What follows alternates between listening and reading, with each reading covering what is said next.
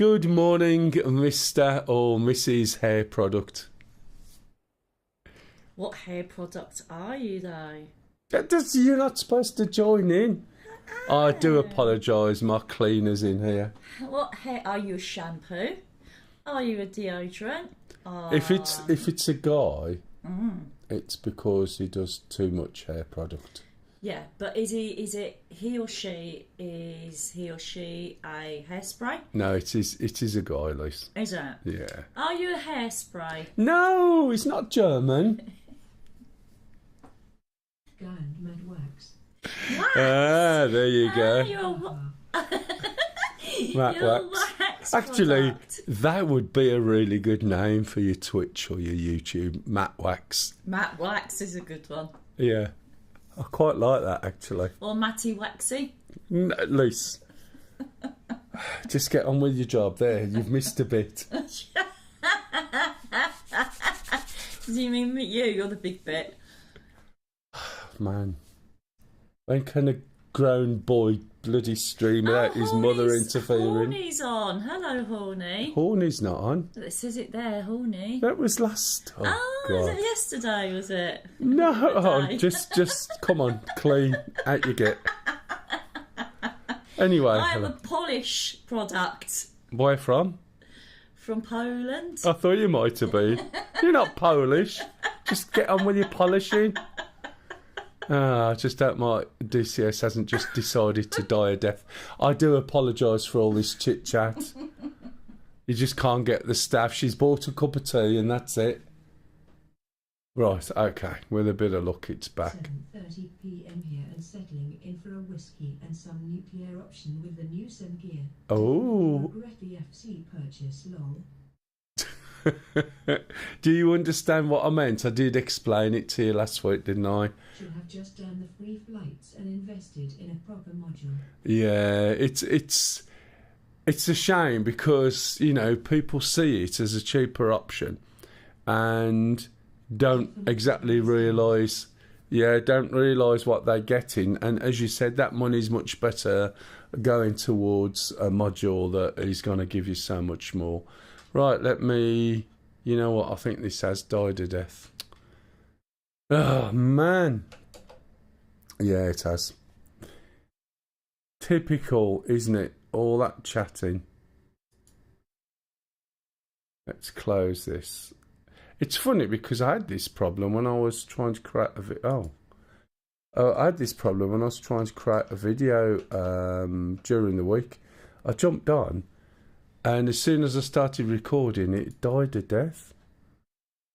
I did it a couple of times, and I couldn't work out what was going on. And then it worked. I mean, every time I stream up until now, it's been fine. And it's definitely dead. So I'm going to have to just wait for it to time out a bit. Unless I can get my... let's have a look. Try that. Come on. Doesn't want to die, does it? Let's try it this way. I'll start it up again. So we'll go... Don't tell me you've just decided to work now. You want to quit? No. I mean, that's stupid, isn't it? Oh, yeah. I've got no control over it. Oh.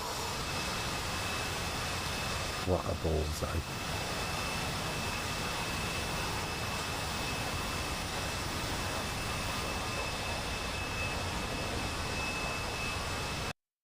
Right, I've got no key input. It's going to go dark screen just for a little bit. But not for the people on YouTube. You'll see my desktop, so just bear with it.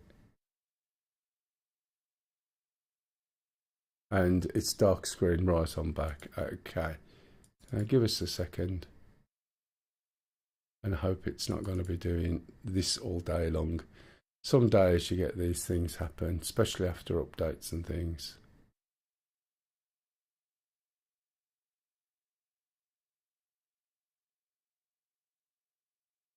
Who was it who was on last week who said they'd got an Apache and they're having a few issues with it? Oh no, game's not firing up at all now. That's not good, is it? Let's have a look, see if I've got anything stuck in here.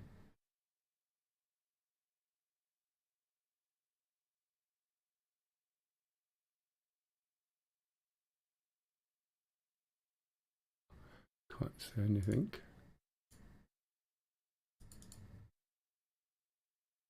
Right. Anybody? No. I was going to say during the week I did a bit of an impromptu stream and went through the Huey and how the Huey leads into the Shark and how the Shark leads into the Apache. So if anyone is thinking of doing the Apache, I would suggest go and have a look and you'll see what I was going on about during the stream. Hey, hello, mister. Yes, matey. Yeah, it's for some unknown reason, it was all started up. And then when I went to switch back, it just crashed. Okay, was just checking. Yeah, that's fine, matey. I've got monitors. I did tell the people who run at the time it'll be a black screen, or if you're on YouTube, it's my desktop. Saturday morning. How are you, Mr. Camel? How's your week been? All good, I hope.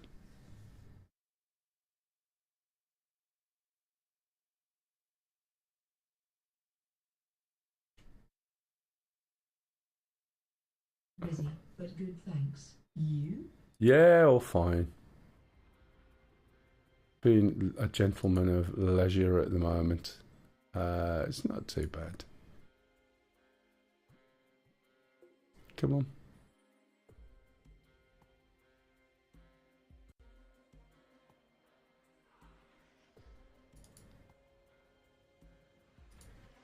If anyone wants to join in, you're more than welcome. Password is XMAS. If anyone was wondering. Now, if I remember last week, for some unknown reason, my pedals were not working. I haven't even got as far as going in far enough to check, but I think I'll check that before I start, just to make sure. Then we got no pup again this week, as he started moving house last week. And you know what it's like moving house. And he's still going to work while he's moving house, which is not great. I'll probably get a phone call as well. We're supposed to be going out a little bit later on. Right, so what I was trying to say is here we are in the Persian Gulf. So we've started off down here and it looks like the enemy have reoccupied the place that we took last week because we never captured it. We got rid of everything but didn't actually capture it. So there you go. This is the trouble with these maps. If you don't... 36 said, "Evening Mel. It just so happens Hey, that Maka. I started the PG Foothold myself. Such a great dynamic campaign." Yeah, it's quite good. You're more than welcome if you want to jump in. Feel free. Okay, 26 away. I'll tell you what, just for a change, I'll jump in and... Where are we starting from? Oh, what was it? Al Dafra. Right. I'll jump in and I'll move a fob up.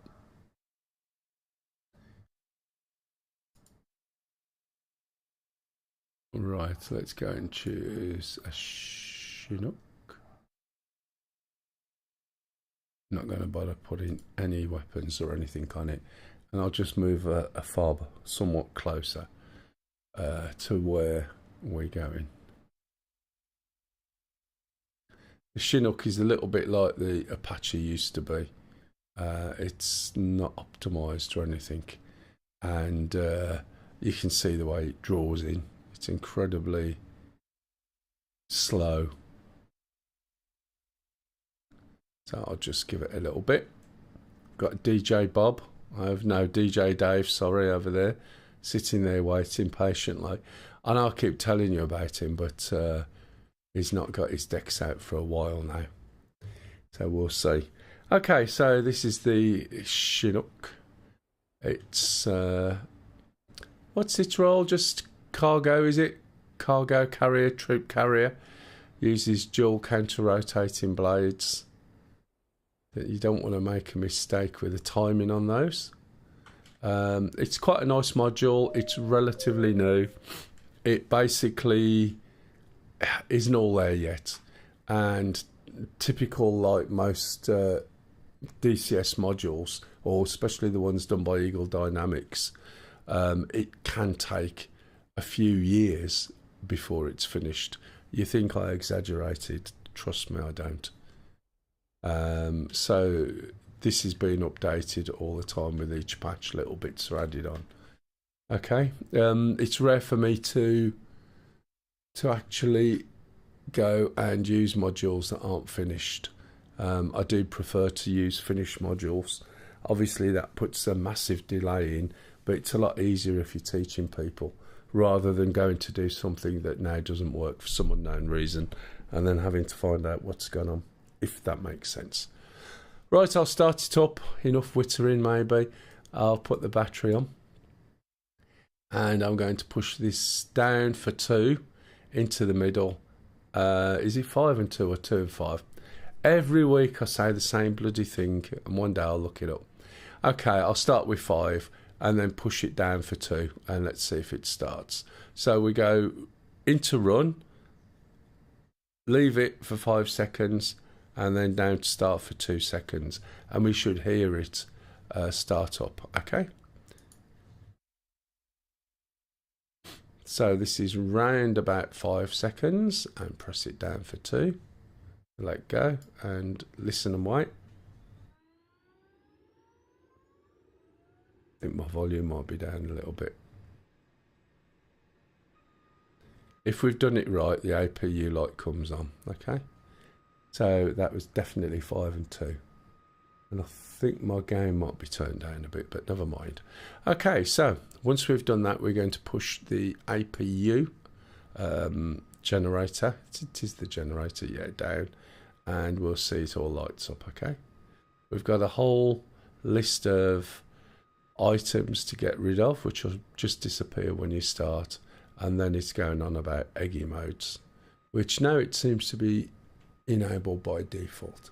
So we're going to look all the way up at the center console, switch on the crossover feed, switch on the aft and forward pump for the left engine, move the left engine down to ground. Are you coming in today, Mr. Camel? Okay, and when it goes over to the ground, it'll slot over, and then what we're going to do is use this starter switch and we're going to start the left engine.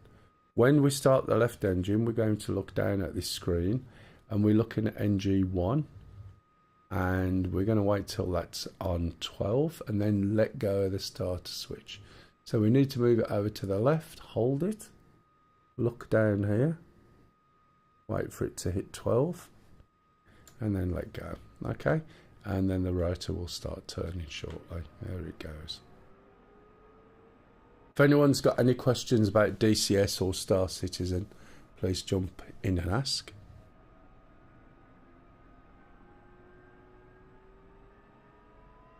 Every time I look at Star Citizen at the moment, they do updates that are spoon feeding. So at the moment, you've got planets and moons, and now you can see on the map a list of what resources are there. And it's like, well, surely exploring and finding these things out, and then you make your own records is what it's all about. Do you know what I mean? It just seems to... You have moany people who don't like sort of anything that's slightly realistic and just want it all handed to them. Okay, this will go up to about 63, which it is. Here you go. No, you heavy week this week or not so bad? Right, we're going to start the right hand side engine in the same way. Aft and forward, we're going to roll the right hand engine lever down into ground, and see it slot over there. And then we're going to hold the right hand engine on, the starter, which is engine number 2, and do exactly the same. Look down here until it's number 12. There you go, and now we let go.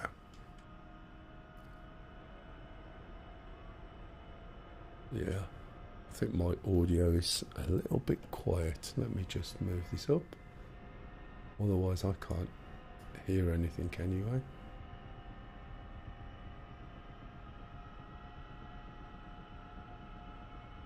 That's better. You watch somebody will come onto TeamSpeak now and speak, and it'll be like so loud. It should have been a wonderful week. I had the annual business meetup this week with the cinnamon from TJ's giving us a motivational speech.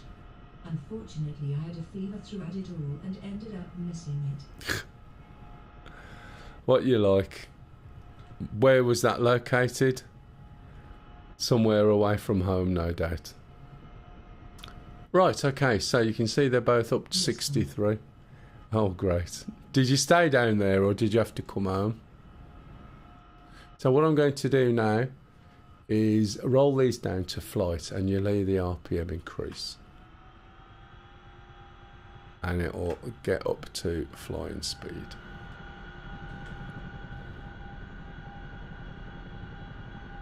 As you've noticed, all of the column in the, was it the summary column? Yeah, caution summary disappeared. Yesterday, I wasn't well enough to come home. Oh, really? But who's going to come round to your room and look after you at your hotel? Did you have anyone checking up? Right, now that that's up, what we're going to do is switch the generator 1 and 2 on. And we can switch off the APU generator and the APU. We're going to put backup power on. We're also going to look up here and switch off the crossfeed. California 909 said, "Sup man, how you doing?" Hey, Mr. California, all good, thank you very much. Just thought I'd start in with a Chinook for a change, move a FARP and dump a FARP about 10 mile away from the base, which makes it easier for helicopters to rearm, refuel. Okay, so once that's started, if we look down here, Pedro_McLeod said, "Well, when I walked into the room, I went to look at the view and had a guy staring grin at me. Those curtains stayed closed. Then I had another guy randomly. It wasn't. how can he randomly walk into your room thinking it was his room? That's as bad as me and the other half went to an Airbnb in a really nice big old house, but the owner was away. His mate was looking after it. His mate walked into the room twice, making the assumption we weren't there, didn't knock. I was in a state of undress. Not that it bothered me, but I could not believe that they did it.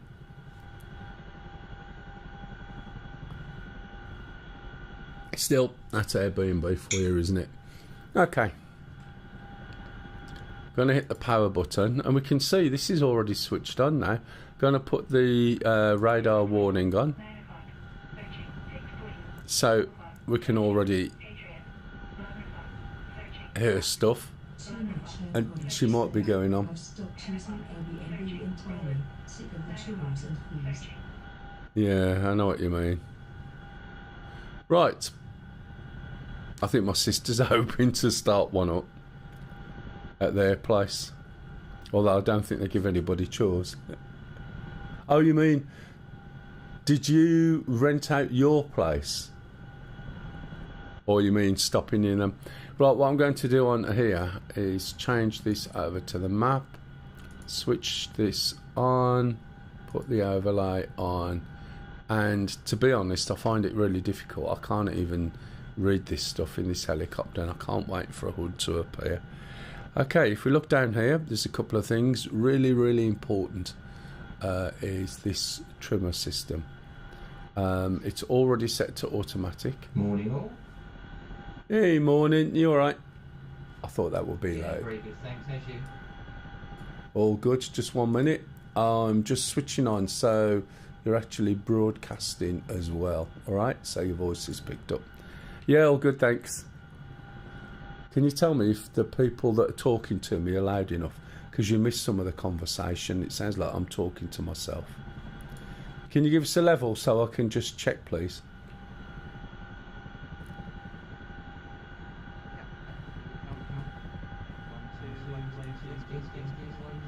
Right. I think you've got an echo. Has anyone hear an echo? No, you're good, thanks. I'll try and use in-game comms when I can. Okay, so what we're going to do is switch this up to both. Okay? Now, if you haven't got this on at all, you'll find this is very wallowy. When it first came out, it was awful. It was like trying to fly a 65-foot canal boat. It just basically, you have to anticipate and really respond way before you want it to do anything. When you've got this on, it just makes flying it so much easier. That does not mean that the first thing I'm going to do is go and crash. It just means that, hang on, that's the wrong way around. It doesn't mean, right, that without it I'll just crash. But I may well crash. It's not going to save you. Right, I think I've got everything. Right, so let's open the back doors. Back doors open in stages, but you can set a switch where it'll just open the whole back door as quick as it is. Okay, that's opened. So let's see. What I want to do is move this over so we can see it. Go to other. Oh, is this different? Oh, I think it is different. Maybe it is, maybe it isn't. Let's have a look. Yeah, it's not got the same things on. Oh, it has. It's down here. Right, so we want to manage crates. We want to get crates. I want to get a fob. And I'm going to load this. Right, and onto... Not enough credits for one fob. Need 500 F62. Well, that's a bugger, isn't it? Okay. So we haven't built up enough credits. We only started the mission last week. There was hardly anybody on. And what we captured has already been taken again. So feel free to jump in and assist if you so wish. Right.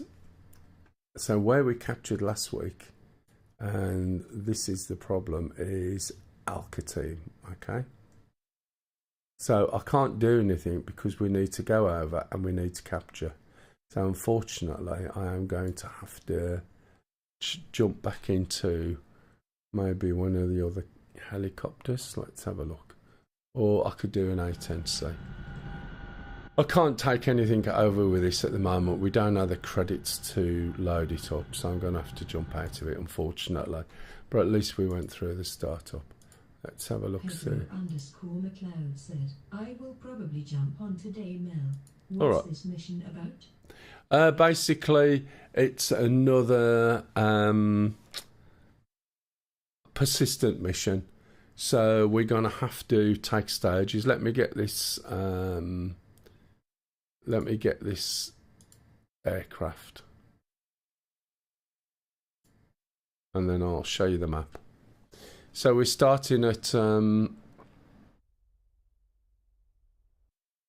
Dafra down here, and it's one where we've got to go all the way through all of these over the next few weeks effectively.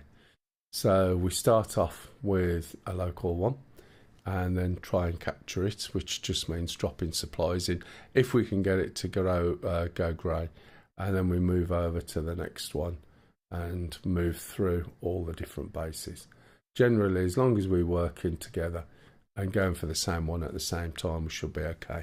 I'm not sure what Oh, what thingamajig's flying? I forgot your name, Rick. That's it. What Rick's flying? So if we coordinate, there will be air to air, but it'll be a good idea if we can get rid of these EWRs. To be honest, might even be worth me having to try and get rid of one as well. Right, let's get this thing started. That's going to take a while. A couple of things we need to make sure first of all is that my throttles are in the right place.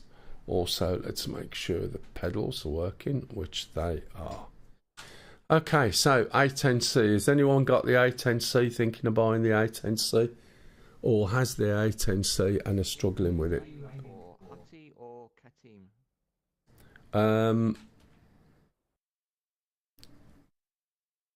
Katim. Copy. I'm just finishing my cup of tea. Anyone?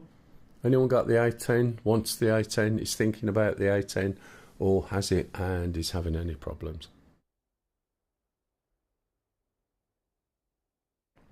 I'll go through the startup. It does take quite a while actually to explain it, but once I've done it, I won't do it again. I may use the 810 later. To have plenty for you, lol. It's good practice for me for the vids I'm doing. Right.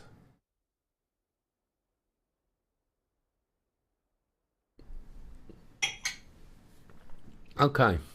So there's no pilot in the A10C. There never used to be.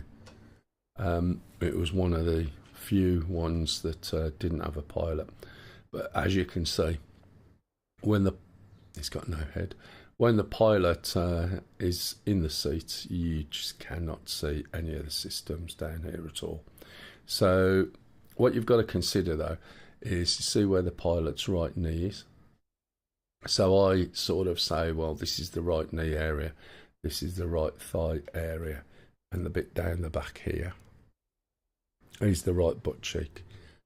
And then if you sort of use that sort of nomenclature, excuse me, it's a lot easier to recall where buttons and switches are.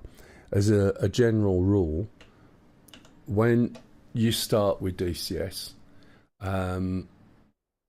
if you go and download somebody else's startup procedure and lists and notes and somebody else's controls, you won't remember it as fast as if you do it yourself. And I know that sounds a little bit odd. The biggest problem is understanding the terminology, and then you end up looking around the cockpit for ages. So if you can get somebody to go through it with you and get them to just tell you where everything is, and if you can record them even better, and then just follow those instructions time and time again, and then when you feel ready to write your own set of startup routines, write it down. So just listening to it and doing it 4, 5, 6, 7 times and then writing it down yourself, you'll find you'll remember it a lot better. Okay, joystick setups and things, I would tend to understand what you need for the bits that you're trying to do and keep adding bits on. Don't necessarily go with a default. And don't necessarily just download one that you find on the internet. Sometimes it can really slow you down because it isn't quite so intuitive. Okay, we're going to switch on the battery power and we're going to switch on the inverter to standby. We're going to have a little look over the left side of the seat down here. It's now covered by this big metal thing that never used to be there like that. And we're going to switch on the APU. When we switch on the APU, we'll see over on the bottom right 2 gauges going. One's the APU power and the other one's the APU exhaust gas temperature. Once the power gets up to 100, we can switch on the APU generator that we use to start the systems and also start the engines. Okay, so that's there now. So if we look down, one of the things we need to be aware of is lights. And it's good practice to switch the lights on to position flash so that people on the ground know that you're starting up. So at the right butt cheek you've got 5 knobs, just like a 5 on a dice, and if we go just above the left one we can see a switch that says position flash, and we're going to switch that forward. If you look outside now you'll see there's no lights on at all, and you need to press left control and P, right, and then the lights will come on. So obviously if you've got a Warthog you don't.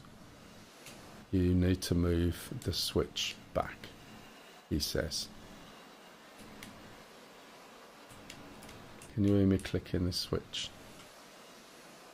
Right, okay, what did I forget to do?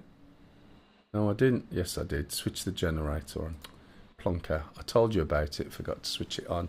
No one pointed it out, and then the lights will come on. When you learn something like this, you want to sort of try and do it the same every single time. You will make lots of mistakes. The thing is, if you do it the same, you can work back and realise where the mistake has been made, like I just did. And if you sort of do it differently every single time or try and rush it, you're not going to get that information. You'll be struggling to find out what's gone on.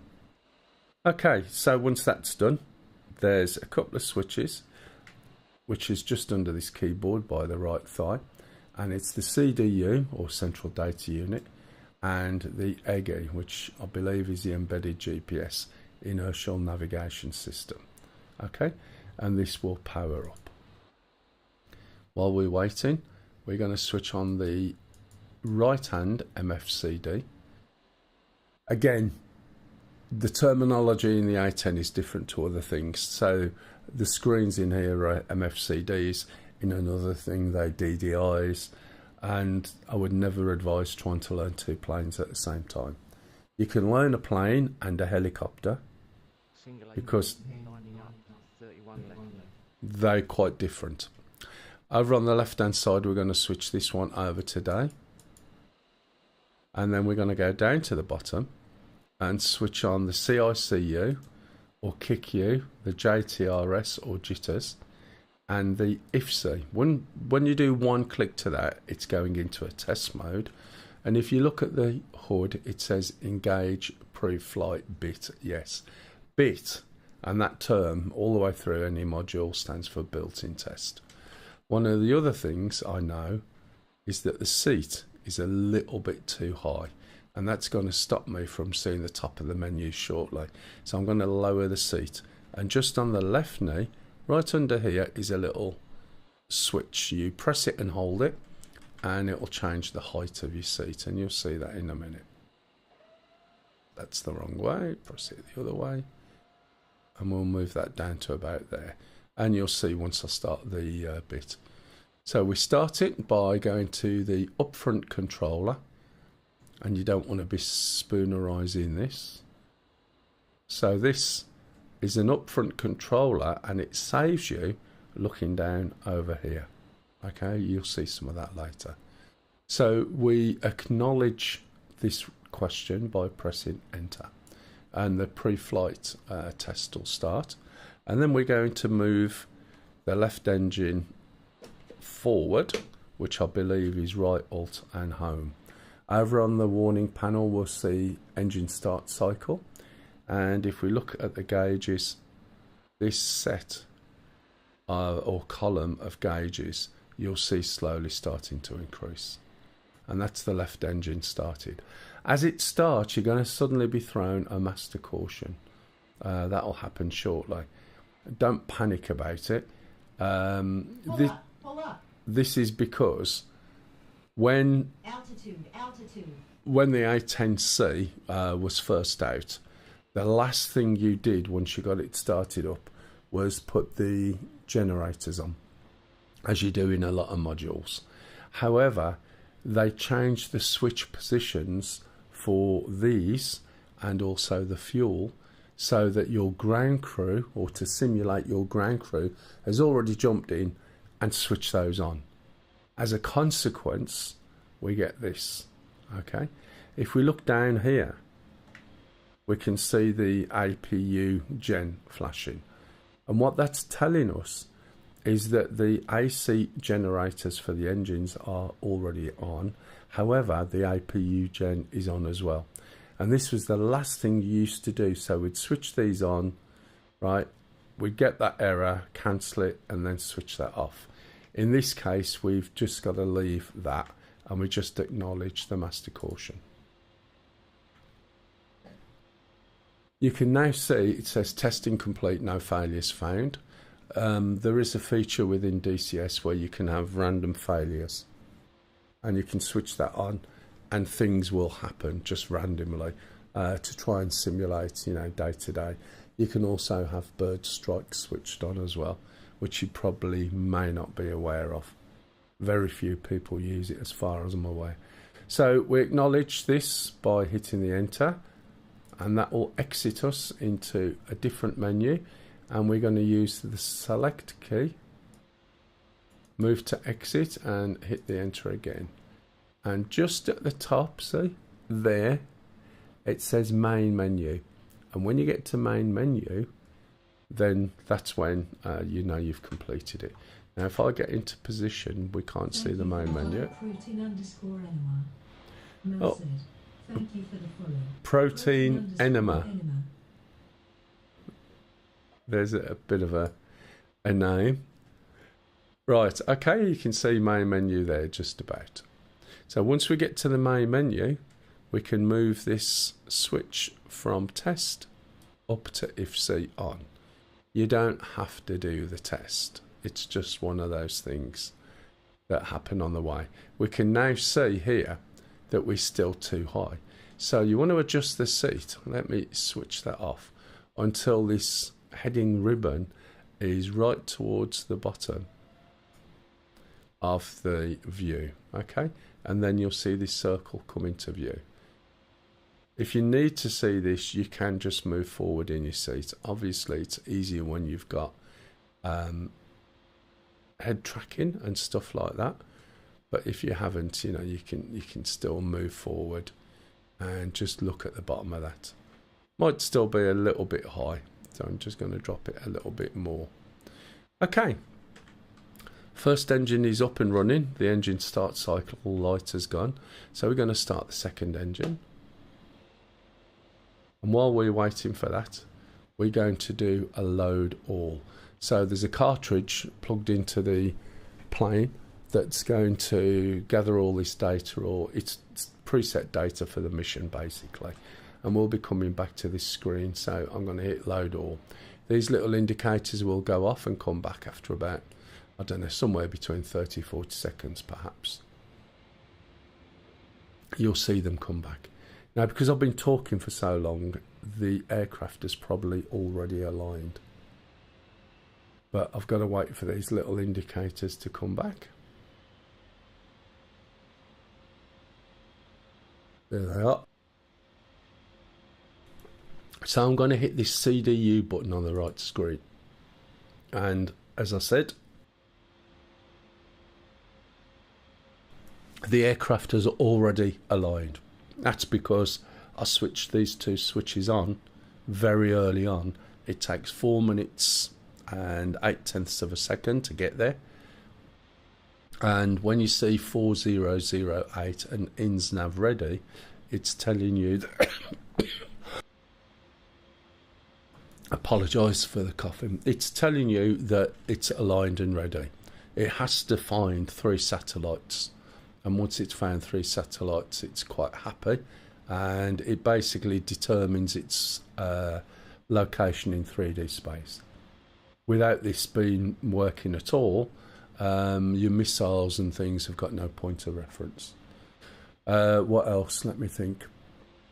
If you had to get out in a hurry, right, then you can get away with not doing that, but you can do it in flight. So if people were scrambling, they would do it in flight rather than doing it there. But if you're on the ground, you want to always get it done before you go. Once this is flashing, what you need to hit is nav, which is here. Okay? You hit the nav button. You then look behind the stick, and we're going to go from HARS, which is an old navigation system, to EGI, which is the one we've set up. As I said, embedded GPS inertial navigation. We're going to move TACAN from where it is, over to steer point. And the steer point is the point that the aircraft is literally pointing towards. And I'll show you what I mean when we come over to the TAD. So if we look at the TAD, we click the TAD, and the first thing you see is this big not soy button. If people know this inside out already, just go and make a drink. It does take quite a time to explain, which is what makes this plane a little bit complicated, but I'll only do it once today. So not soy means not. Vic Van Duyl said, Beauty 810. It's really good. It is a really nice plane to fly. Quite chilled, quite relaxing, quite robust. A ton of airtime out of a tank. Right, not soy means not sensor of interest. So basically, you can have lots of different sensors set up. The stuff you have on here is a sensor. On there is a sensor. This is a sensor. Okay? So when it says not soy, it means you haven't got this sensor selected. So some of the switches and buttons and hats and things, such as a DMS and TMS, for instance, will do different things depending on which sensor is selected. So this is how it gets around having quite a limited number of hats and things, and yet it's got a lot of sensors. So it depends which one's selected, and it's telling you this one's not selected. So if I was on here and I wanted to zoom in, right, you'll see that the only thing that's happening is there's a box dancing around. All right, and that's because I haven't got this sensor selected. If we look in the hood, there's a tiny little asterisk here, and that asterisk means this is the sensor of interest. Okay, so we need to switch this one to be the sensor of interest, and we do that by either selecting the button again, and now it's got a green box, the text has disappeared, and the asterisk is no longer there. So now when we look, we can zoom in and out by using DMS up. Okay, and aft, and there we go. As we look at it, it's got a whole load of information there, and we can see a whole selection of green boxes. Green boxes are waypoints that are in the CDU. So the CDU is the central data system or central data unit, and all the waypoints for the mission have been programmed in. That's what the green boxes are. Okay.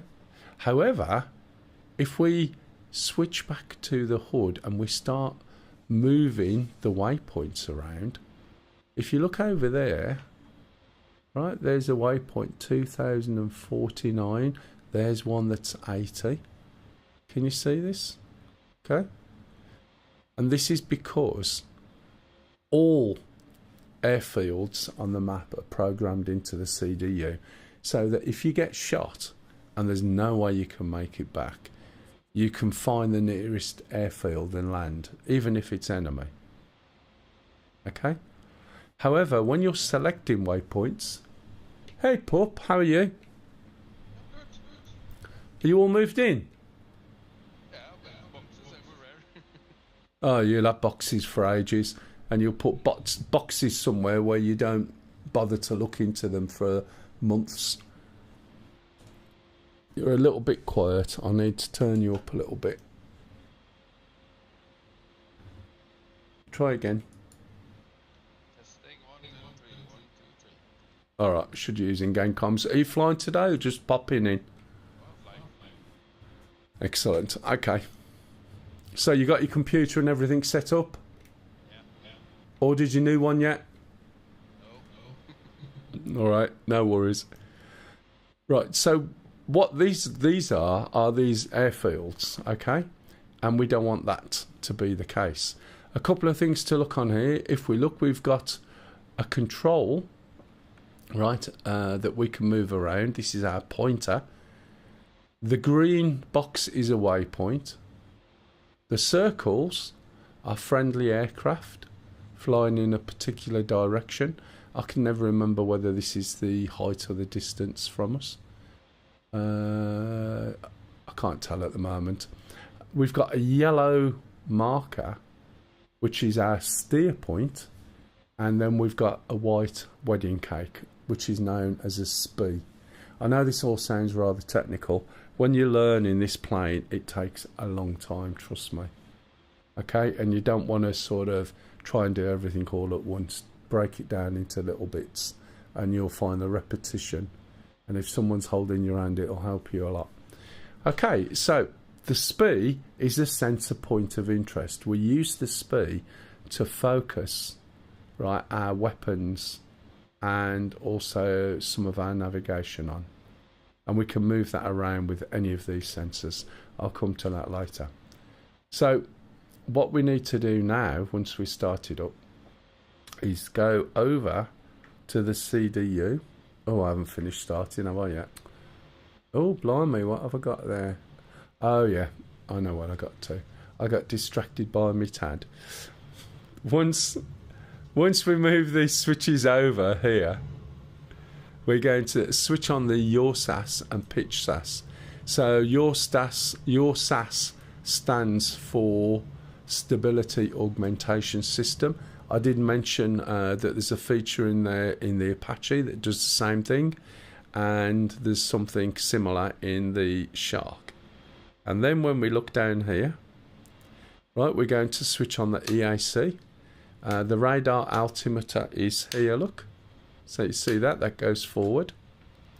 If we look over to the right, we've still got three things. Sorry about that, I did jump ahead rather a little bit.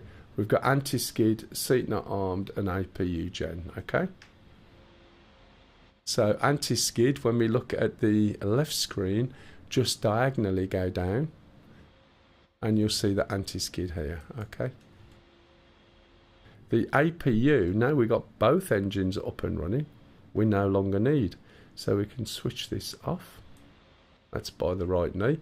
Scoot along, and we no longer need the APU start on. So that can go. Okay. Seat not armed, we can switch on. I usually switch it on when we go to the runway. We're going to shut the canopy. This usually, if you've got your volume turned up, unlike me, you would shut this quite early on. Let's press, come on, oh it did shut, there it is. Okay, the other thing you should also do early on is switch on your radios. So you've got three radios, an FM one, you've got a UHF one in the middle, and you've got an AM one, which is this switch there, okay? Now if I move this to 124, if anyone else has got their radio onto 124, I should be able to hear them. Oh, is this AM? Oh yeah, back one must be FM then. 124 radio check.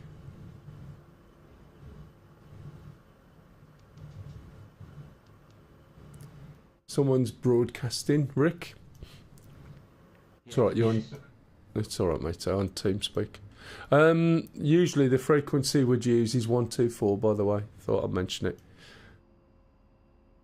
So at some point we'll get a response when all the people are on. Okay, where we got to? So all of the alarms are gone, and we've got to load some weapons.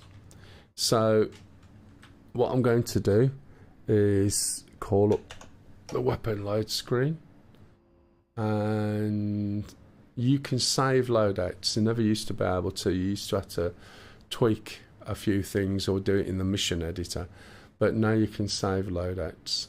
So a usual loadout, if we look, I'm not going to be flying over the targets because there'll be SAMs, so I'm going to put these MAVs on and get rid of these rockets. So we've got 6 MAVDs. We've got electronic countermeasures. We've got a targeting pod and a couple of aim 9s. Okay, I'll change this. Can't remember if we've got a Beaver Desert. I thought we had, but I don't think we have. We'll just put a desert camouflage on. Move the fuel up. Your flare and chaff, as you can see, you can either go all the way up on there, or all the way up on there, or have a balance somewhere in the middle. So it's a bit of a compromise. The ammo type is combat mix, which means you've got high explosive and also armor piercing. If you look here, you can actually change. Okay. And if we say OK, make sure we get copy. Okay. So he's going to refuel, rearm. Okay, back to this. So over on the right hand side here, right, this is where all the waypoints are created. So if we go into WP, right, and into waypoint, there's already a load of waypoints. By default, whenever the plane initializes, it always creates an init position. Okay. If we go to FPM, which is the flight plan menu, we're going to switch off this auto. What this auto does is it means that it will automatically switch to the next waypoint when we reach the waypoint we're heading for. Yes. Welcome to the channel, by the way. So we're going to click this button and switch this to manual. If we look inside here by clicking the one on the right, you can see all the different waypoints it's got set up. Okay, and there's a lot of them on this particular map. I'm going to use this page up down, and you can see all the waypoints. Okay, now the Are you doing a live 810 tutorial? Yes, up to a point. I'll only do it once, so I only ever do it once when I jump into something. I explain how to start it. Obviously this takes a time and I haven't flown it for a while, so I thought I would jump in. Okay, so once we go back to this menu, we can have lots of different flight plans. So we can select flight plans for specific targets and things, as well as the generic flight plan. You can do what you want. Okay.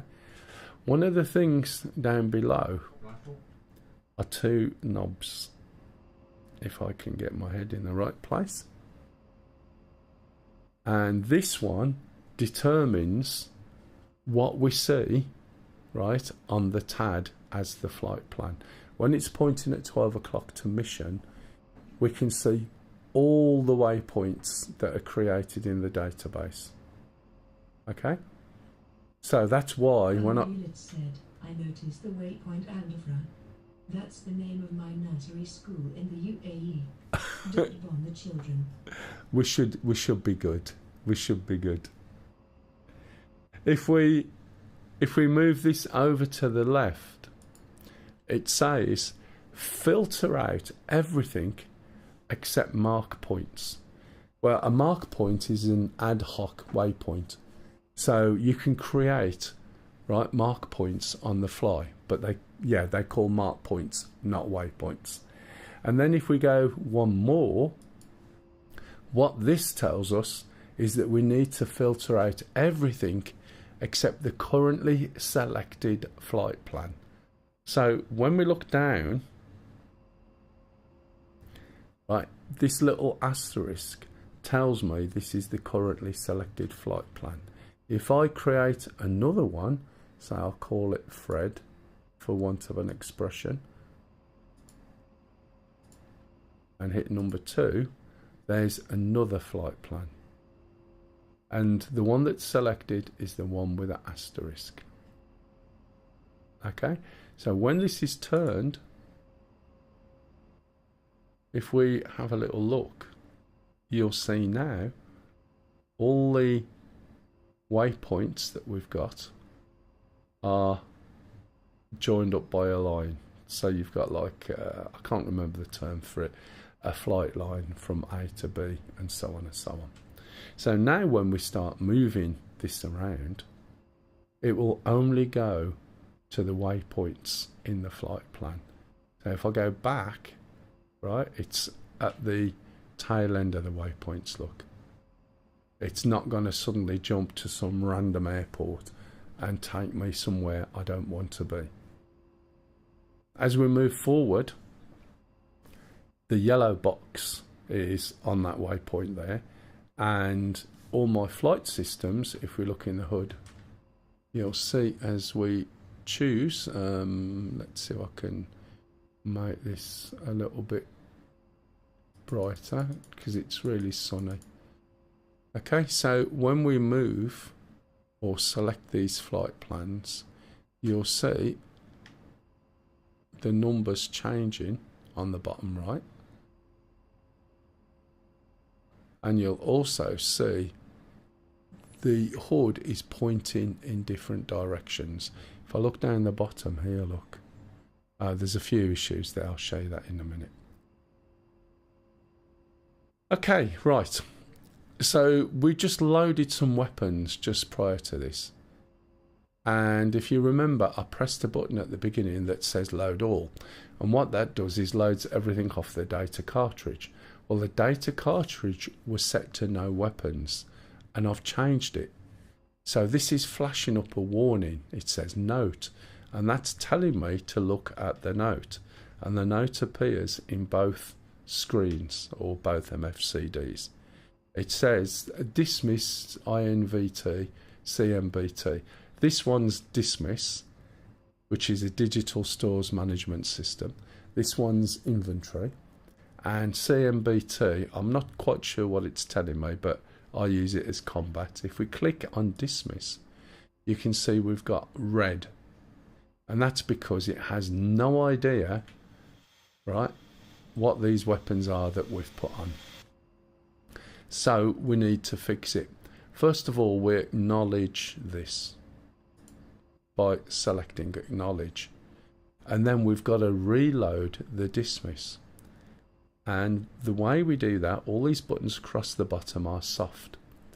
So that means we can change what these buttons are. So I'm going to select and hold the MAV button, which is short for Maverick. Right, I'm then going to move this load button down to here by clicking the load button once and the Maverick button once. And now, when I hit load, this is the screen I showed you earlier, and I said I'm going to do a load all, and we'll be coming back to it. So this is the coming back to it bit. So we use the load all when the aircraft was empty, so it initialized with no weapons on the pylons. So what we're going to do now is just load the dismiss, and this only takes 3 or 4 seconds. So we'll click it, and 3 or 4 seconds later you'll see all these little indicators pop back up. Now we don't want this load button, because when we're flying along and we want to shoot something, the load is not going to help us. We need to put the Maverick button back, so we'll do that now. 124 radio check. 5x5. Okay, and we're going to put MAV back in that button because that's where we need it. And when we look at the dismiss now, you can see the weapons that we've got loaded. Okay, when we look in the hood now, we haven't got note, and now we should be able to see the things I was talking about before. Let's change that back to TAD, and as we move these around, you see all the directions, the distances are changing, and there is actually a pointer in the middle of that, but we can't see that at this point while we're on the floor. If we look here, as we move around, we can see the steer point and the white wedding cake, and I said the SPI, which is this white box. Let me get a better view of this. The SPI that white thing, sensor point of interest, is what determines where our sensors will look. Now, by default, it is attached to the steer point or the waypoint. Can you see that? So it moves with it. We can move that SPI and put it where we want it. And once we move it, it will stay there ad nauseum unless we move it again or tell it to go back to there. And that's important because when you fire a weapon at something and then you head off back to home and you want the aircraft to point to your sight and your, say, TGP to point to where you're going to, you'll find that it's actually still pointing to where that SPI is. So I'll explain that later when we come to it. Right, let's uncage the standby attitude indicator. Let's go down to the left hand side. Pitot tube in this weather. Yeah, I'm going to put it on anyway as a matter of course. It's a pitot heater. So if we fly in any cloud, oh, there is cloud, okay. If there's any moisture, right, then the pitot tube, which is a tube here, this has a sensor in it, which is measuring our indicated airspeed.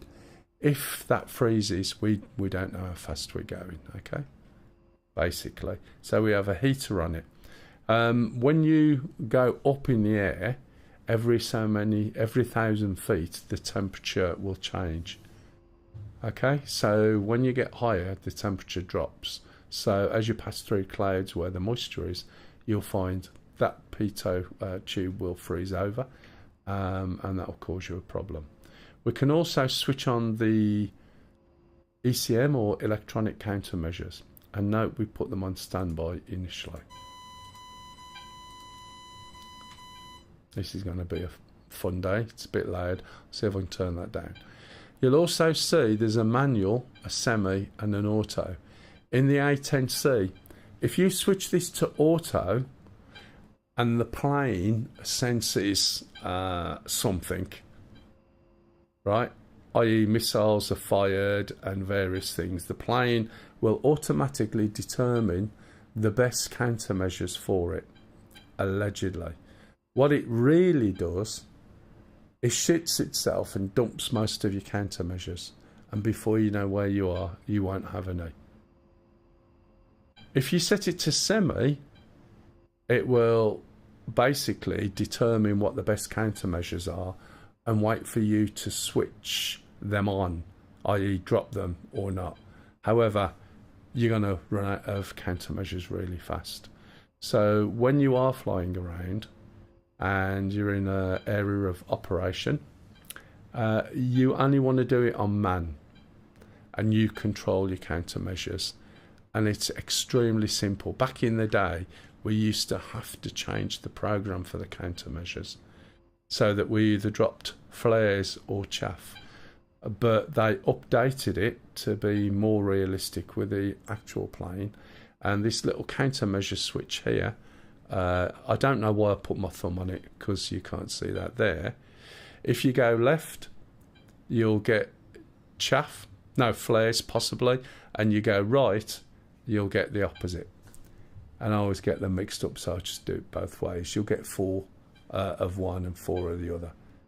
So you don't really have to worry too much about the automated system as far as that goes. We'll get there in the end, trust me. Right, okay, so over here, right, at the moment, CDU, as I said earlier, is a mirror of this.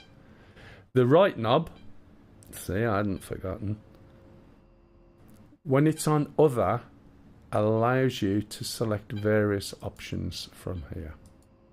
Okay. When it's on position, it shows you your current position. When it's on steer point, it shows you your current or selected steer point, should I say. And when it's on waypoint, it'll show you your selected waypoint. At the moment, we're at initial position. init position is where we started, where we aligned. So we're going to go steer, okay, by default. So that's on the 9 o'clock and that's on the 12 o'clock. Right, that is going to do my head in a little bit. So I'll probably just drop this volume down and hope I get the right one. Could be in helmet maybe, or cockpit. Let's have a look. It's definitely not that one, is it?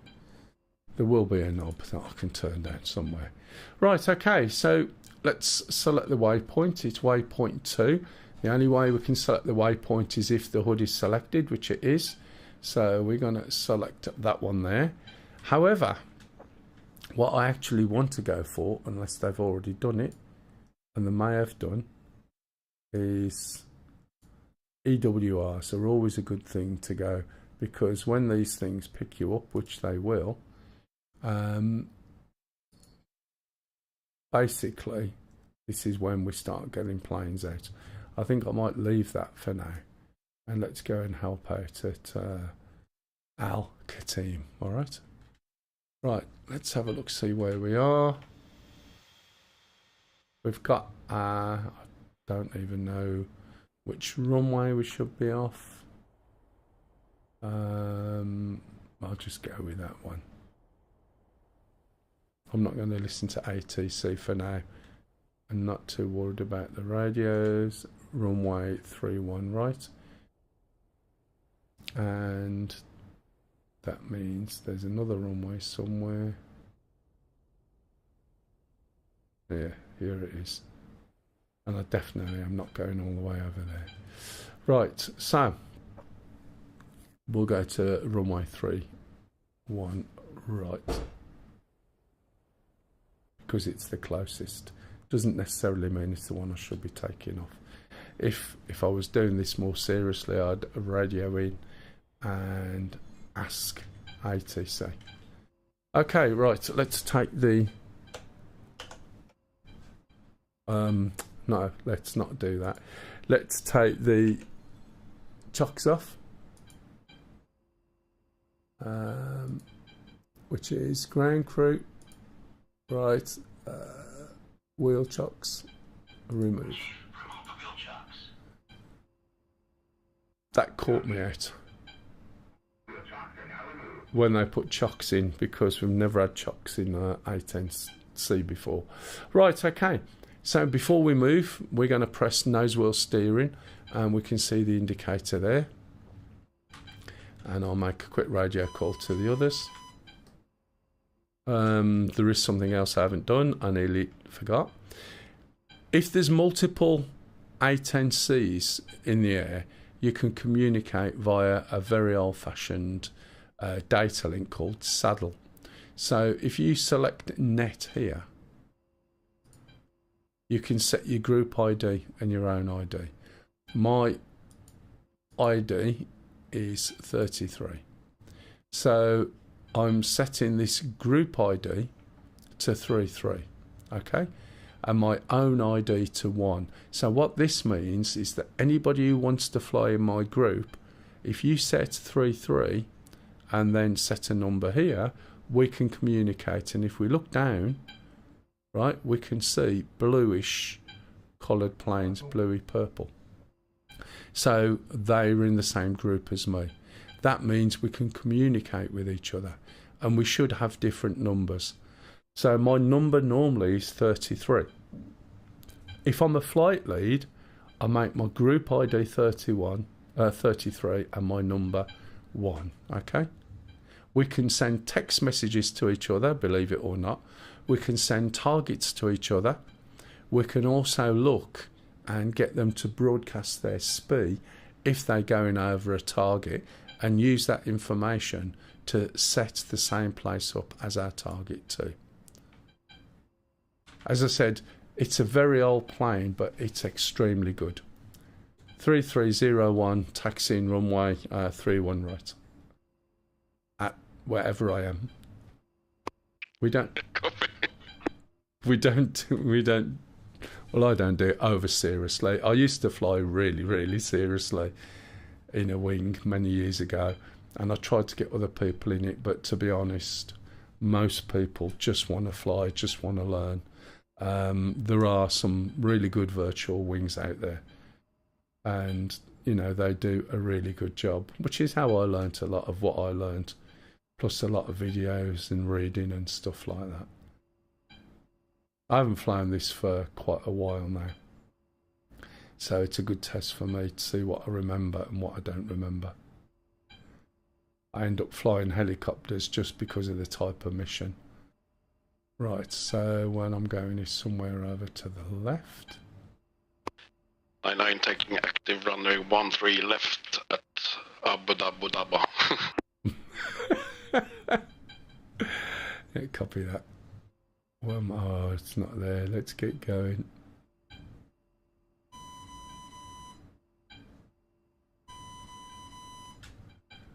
Let's get rid of this. Where am I? There I am. Oh, I've got loads to go, haven't I? Am I going to the right here? Right, let's speed up a bit then. Right, anyone got any questions so far? Also, let me switch this over to show me my full fuel. We carry about £10,000 by default at the beginning, and it lasts for ages. You can be in the air for so long, the loiter time is amazing, and this thing can get shot up and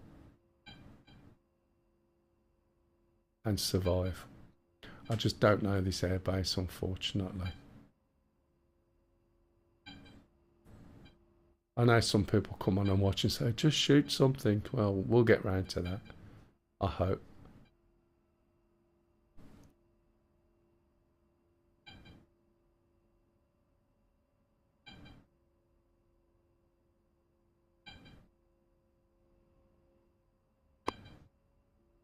Nine wheels up.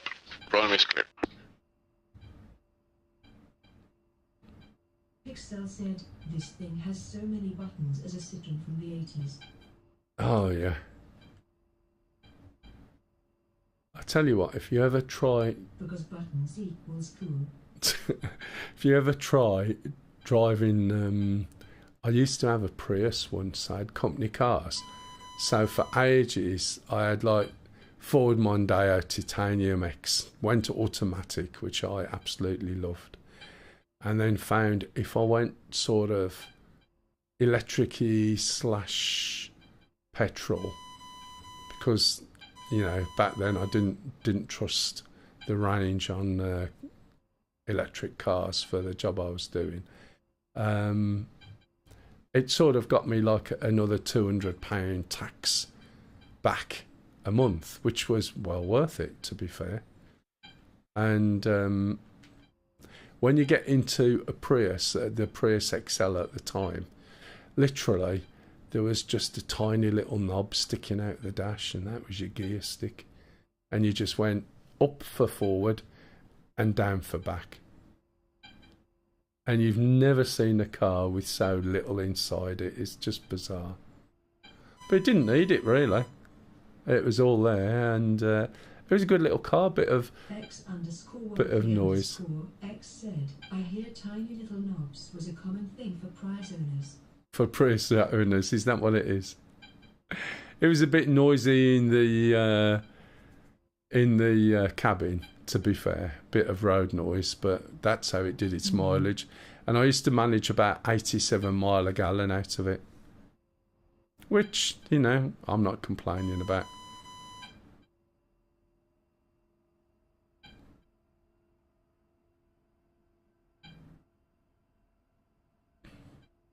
Right, before you go into the runway, you see this line here? So you want to hold short. Ooh. Pixel said, and being called a knob while driving a Prius is funny and lovely at the same time. 3301, holding short, runway 31 right. Okay, so when we get to here, what we're going to do now is we're going to change our lights. So we're going to move this position flash that we set earlier on, and we're going to move it to steady, and we're going to put anti-collision on. Okay. So if we look at the plane now, you see the green and red lights are just not flashing, and we've got some white ones. It's the fact they're driven by taxi Oh, taxi drivers, yeah. Almost every close and very close call has been caused by a taxi driving a Prius. Nah, it wasn't one of those Priuses. It was a Prius with a big curvy back window, and it looked a lot better than those did, to be honest, and was a bright turquoise colour. But I didn't care. I got some money back at the end of the month, and it was good. Okay, right, we've got everything selected. We've got our waypoint selected, and people are going to jump up and down and say, but you haven't put this on. Yeah, I know. So that's coming. Right, we're going to take the active now. 3301, taking active, 31 right. Usually you would call the name of the airbase you're at, but I can't remember what that was either. There's only a few of us on, so as I said, this is more chill back flying than it is anything over serious. Okay, so line yourself up.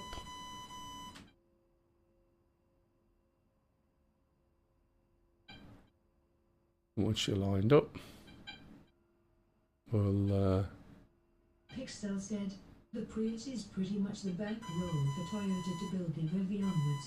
Oh yeah, definitely.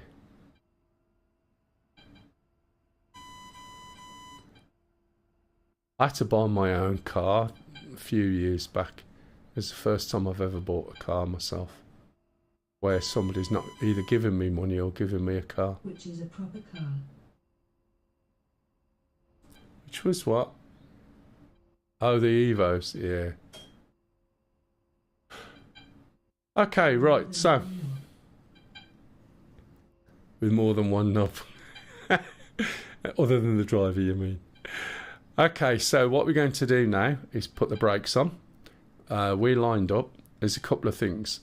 We're going to push the throttles forward and keep the throttle down, and we're going to push this fan speed here up to 80, and then check to make sure we've got no alarms. Okay, when we start moving, we're going to keep an eye on this speed here, and we should take off at about 150, but I don't know what the weather's like here in terms of humidity and everything else.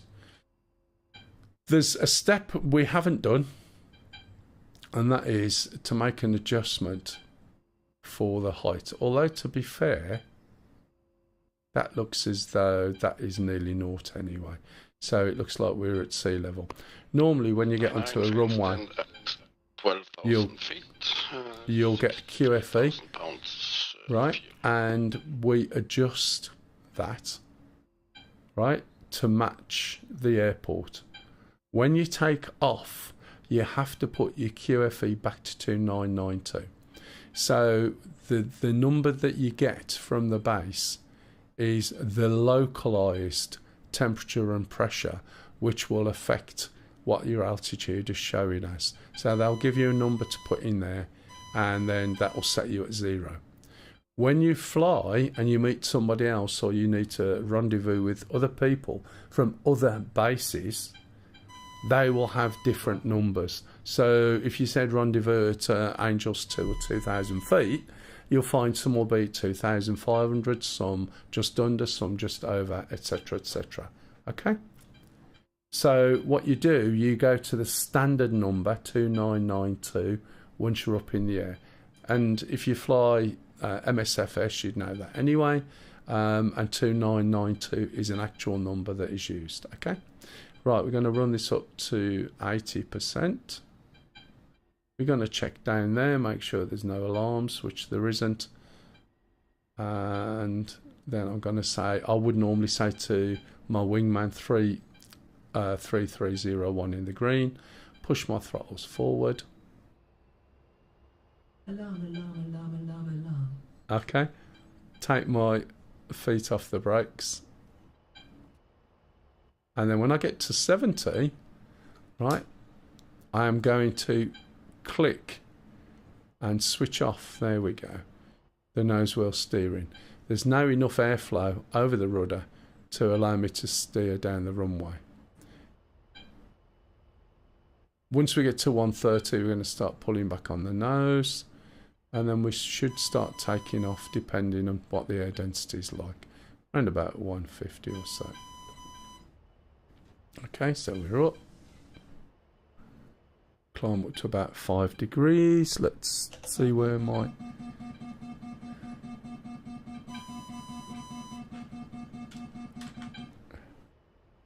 uh, 3301 gear up.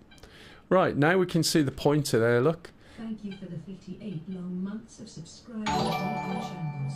Hey Sham, you alright?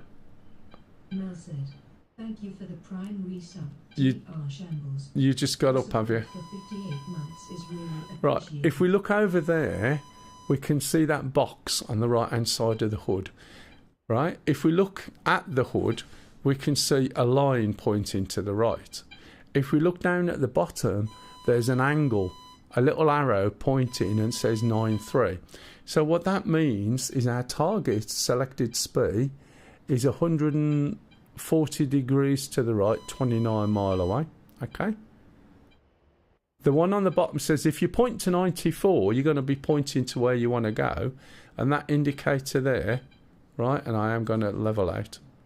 That indicator there tells me my selected point or my speed is over to the right. So if I start turning, you'll see these angles or that little box dropping down. So you see the angle changing on it. So it's now down to 110. And as we go around, you see that's now on 97. So I could literally just turn this to 97 and I'll be there, but I'm just following my speed. So this pointer is the top end of the speed. The speed's on the floor. And when I'm pointing at it, as we'll see in a minute,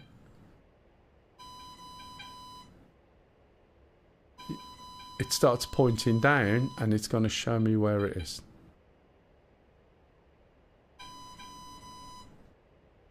Can you see the way it points down? And if we look, still another 40 degrees. And we've got all the radar warning information over there.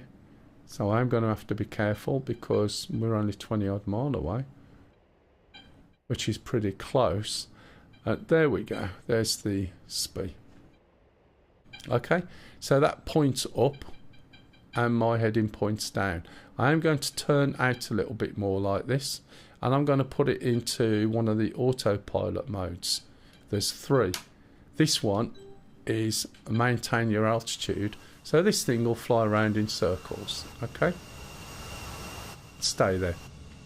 Which is great for when you want to find targets. Now, there's no point me going any closer because I'll just get shot. What I need to do is switch on my TGP. But because we're so close to the target anyway, I'm going to fence in.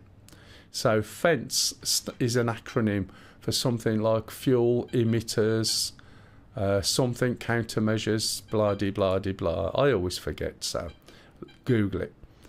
So I'm going to switch arm on, laser, TGP on. Excel said, I do make fun of flyboys, but aviation did came up with very useful technologies for everyday use like the HUD biometrics, memory foam, cleaner ways to burn fuel. GPS, you guys are the best. I'm going to put the gun pack on, but watch what happens. I'm going to level out a little bit. I've taken off my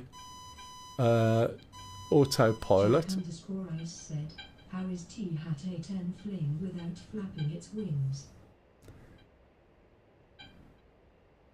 How is that? Oh yeah. Hey Jack Ice. Right, okay, so when I hit this one, you'll see the nose drop. Look.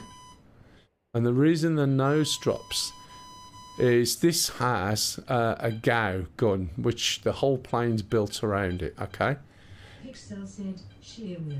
And when I fire the gun, there's that much recoil that it pushes the nose up. So this has got a 2-stage trigger. So the first bit fires the gun, and the second bit switches in the gun pack that stops the nose from going up and stops you from stalling. All right. Right. The other thing I need to do is switch off my lights, and that's it. So 3301 fenced in fuel 10.2. Okay. So we should be lights off, flying along quite happily, and that's that. Now let's see if the TGP has warmed up, or should I say aligned, which it hasn't yet. The TGP in this plane is on the right wing, okay? So it's this device here. You can't put it in the middle. So Jack_Ice said, Pinky switch is great for a light switch. it is a really good place for a light switch, I agree. So what that has done is aligned now with the main systems, and if I switch it to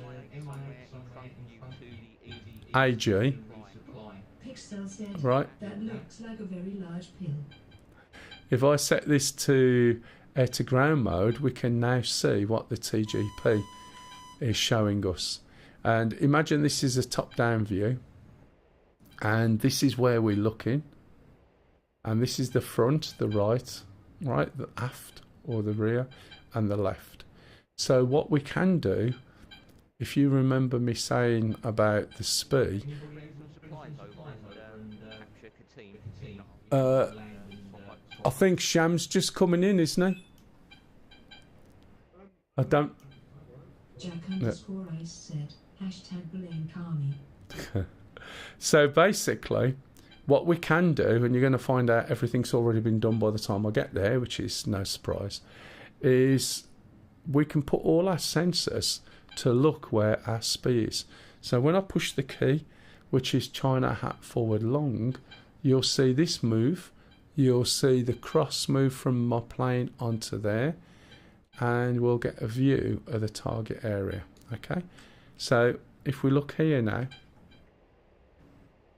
you see the way the cross is there.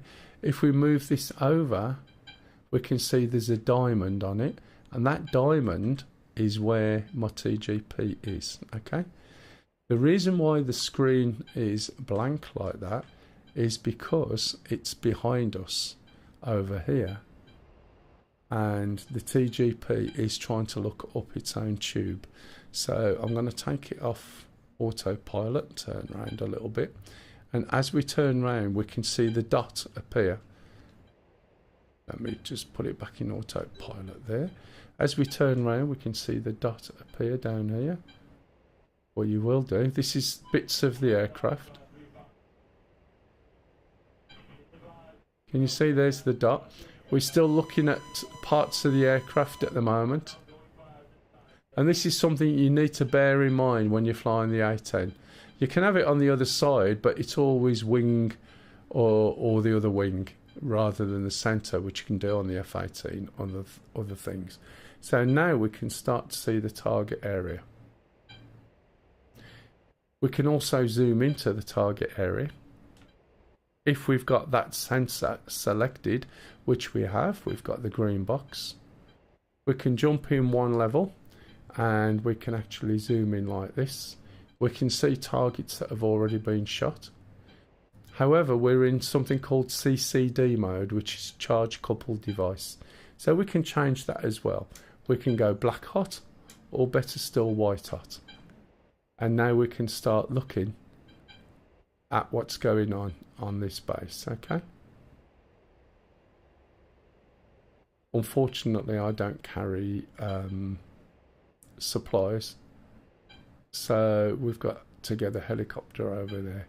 You can see everything's already been shot.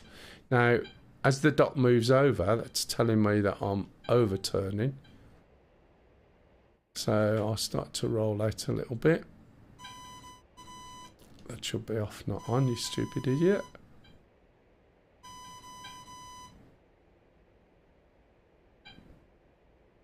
Okay, so fundamentally there we go. Now that's with a TGP. Do you remember I said about the SPI will stay where you put it?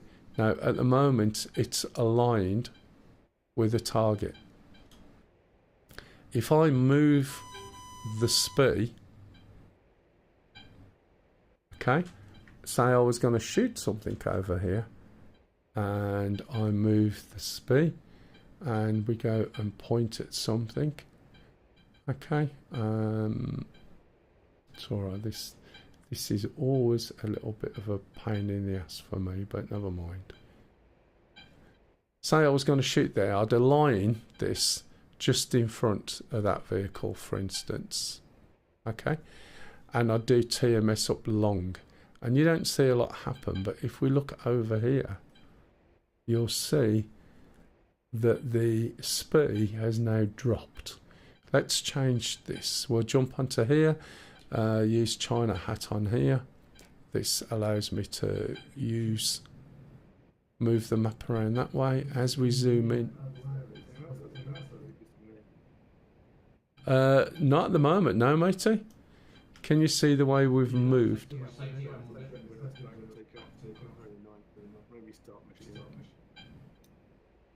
Is anyone else having it? I restarted the server before I jumped in. So you can see that the SPI is now, right, offset from the waypoints. And if I try and select a different waypoint, which I will do, can you see the SPI stays where it is? Even though in the HUD you can see I'm selecting different waypoints. On the TGP you can see the same target is over there, and yet it's not moving. So you have to be aware, if you move it, it stays where it is, and it'll point there forever and a day. Not sure who this one is. It's got to be Rick. So he's flying over the target. Okay, so we can put that back by moving that aft, and now it should be aligned. So when I go back to number 2, there it is. It's all aligned back with the target. So this is what we've just neutralized. So now we need somebody to come and pick it up. Are we going to go for Alan? Next. Let's turn out, because there's going to be something I want to do. Now earlier I mentioned about the EWR. So the EWR is going to detect us anyway, and then they'll send out planes, right, to come and get us, which is a bit of a pain in the ass. Yeah, fair enough. So what we're going to do is go for that, but there's something else I'm going to do, right, while I'm here. Hopefully I'm just floating around, keeping out the way. I'm going to click on here and get some coordinates. So let me get my notebook. Now the reason we can see this is because everything's switched on, or we can actually use AWACS, but we can only do that once we've earned some money. Let me get a pen. Can't reach my pens, excuse me 1 minute.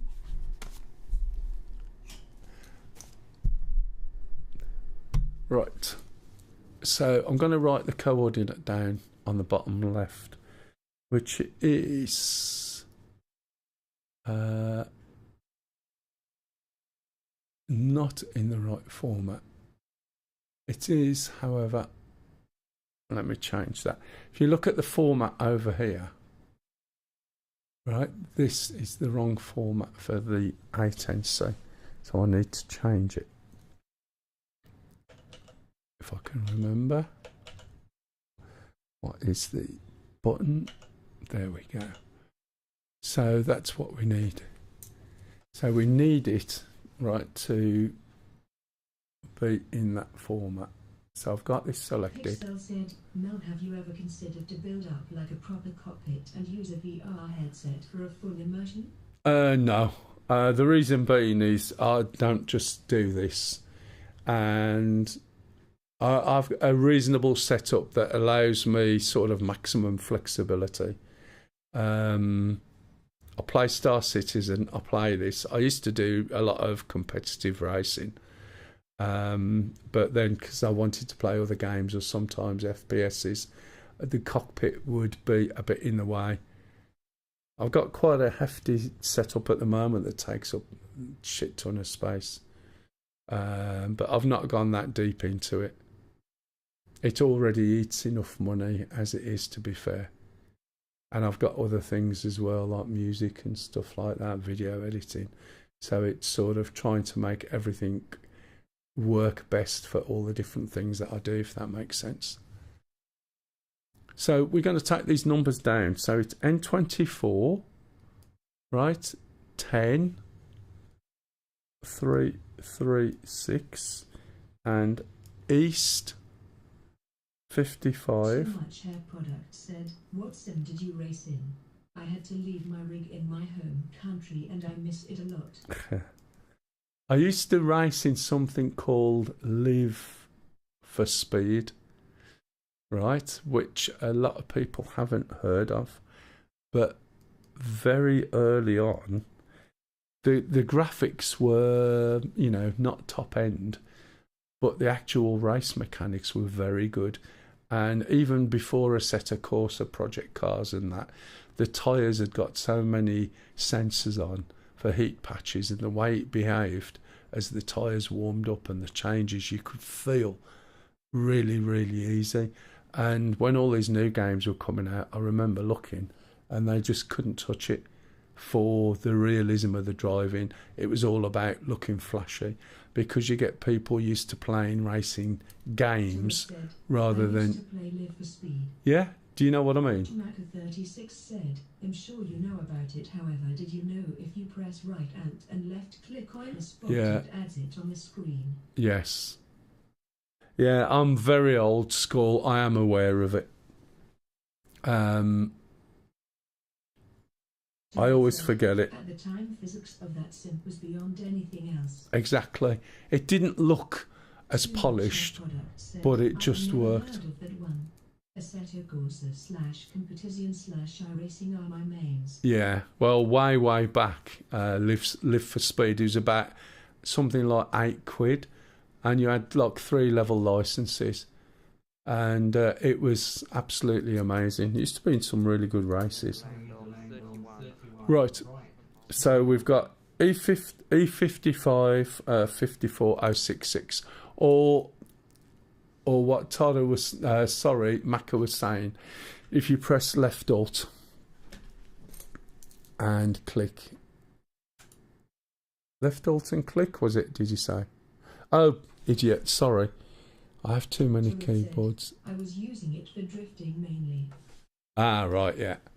Oh, I do drifting. Oh, right, that's what you were using it for. Okay. Has that got everything on? Yeah, 721. That is different. Said, I'm not sure what. DCS Word? DCS Word. I like it, Horny. Right, the other thing we also could do with is the height, which is 1185. I haven't flown this for yonks, Horny. You should give it a go. Lisa says hello, Horny. It's Okay. your title. Oh. Is it new to DCS Word? Lady. Oh, I am such a divvy at times. That'll teach me, won't it? Not set up too early. Hopefully, I bet I've copied that onto the YouTube as well. Do you know what? I agree. I don't care. Right, okay, let's add that waypoint into this. This is getting heavier than I expected to do today, but never mind. 10 brains likes this. Let's switch this over to other, go to waypoint, and one of the things you need to be aware of, first of all, we select waypoint and then waypoint there. We do not want to overwrite this. This is the initial position. So we're going to hit, is it page down? No, it's not. What is it? What is it? Insert, sorry. It's been a long time. So what we want to do is hit this little button here, which will clock this on to number 39. Okay? That surely isn't a waypoint as well. I don't think it is. Let's have a look. No, it's not. Okay, right. So what we're going to do here then is put in the numbers that I just wrote down. Okay? So it's north 24.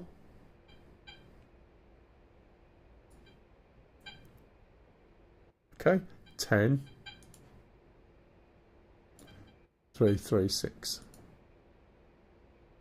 And then we hit the north button there. Okay, and then we do the east. Now, I think this has changed as well. So I'm going to put in the 0 as well, but I don't think you need it anymore. Normally, the easterl is a trailing or leading zeros. So 055, 54, 066. And we just pop that in there. Okay. And now we've also got the height as well. I've got the height written down as 1185. This is 1186, so I know that's pretty accurate. Okay. I'm also going to name it EWR 1. Then I'm going to change this name there. Okay, so now we've got a waypoint. So what that means is in the flight plan, let's go to Fred, right? I am going to put EWR1. As soon as I put EW, it sees it in the database and I can select it there.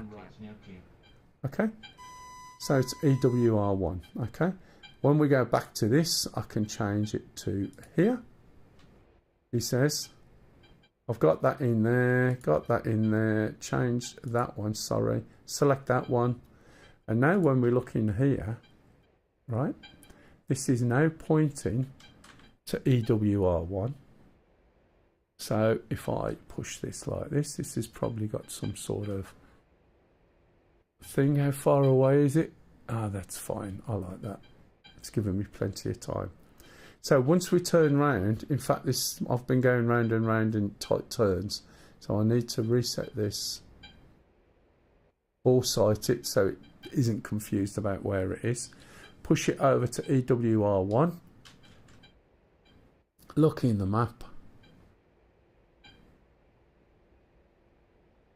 Okay, and we should see what we're after. Right, the other thing I'm going to do now is go to dismiss. I'm going to select these. I'm going to MSL for missile, and I'm going to switch on the electro-opticals.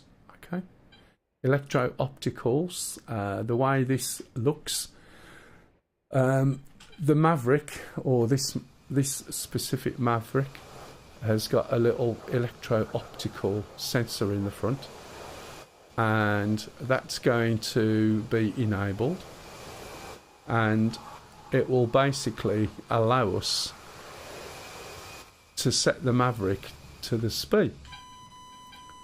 I've got to be careful here. This is really incredibly flat. That's where the target is. Now, it takes 3 minutes to warm up. I am 70 miles away. Probably, let's have a little look. Let's level this out a little bit. Let's bring this up. And let's have a look in here.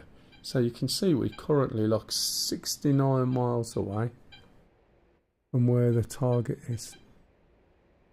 Okay, and if you look, it's protected. Lilith said, how do you know if it's warmed up and ready?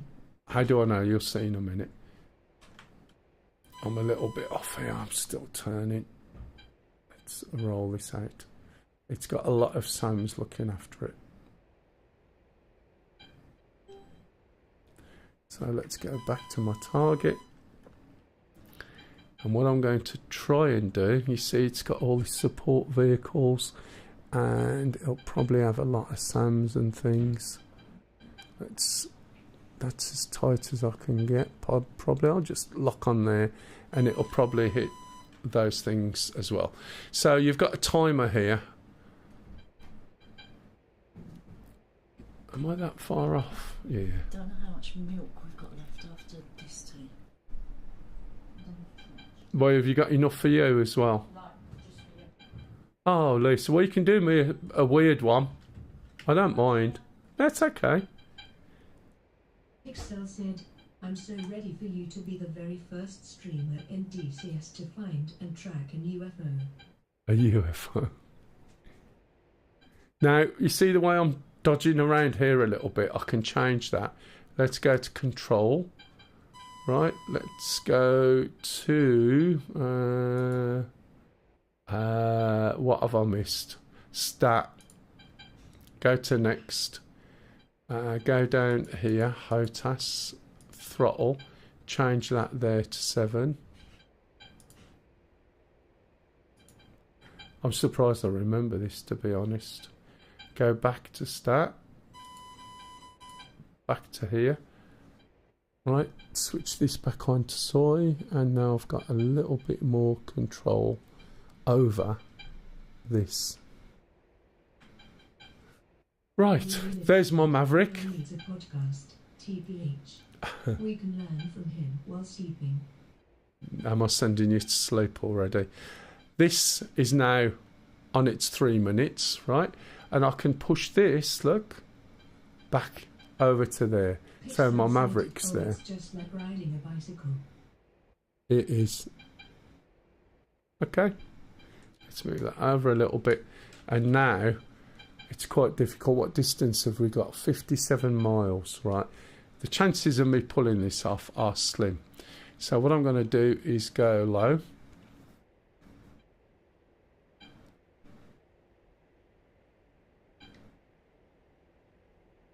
I'll probably have planes attacking me before I get there. I mean, you have relaxing voice and the way you teach is pretty detailed and entertaining. Oh, it's actually entertaining. That's not very often people say that. Altitude, altitude. Shut your roll.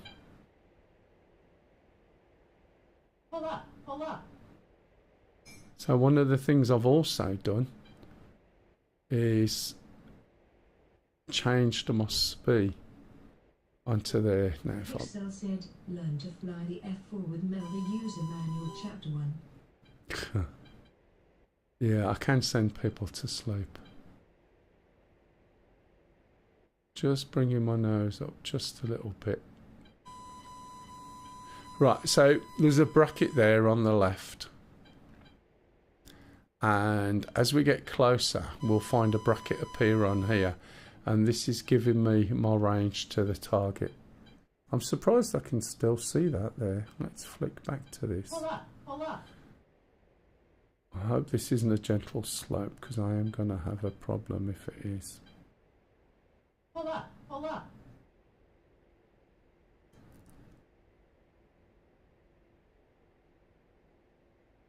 Pull up, pull up. So I'm going to have to be careful, obviously. We've got buildings and things in the way. Pull up, pull up. I am a little bit low.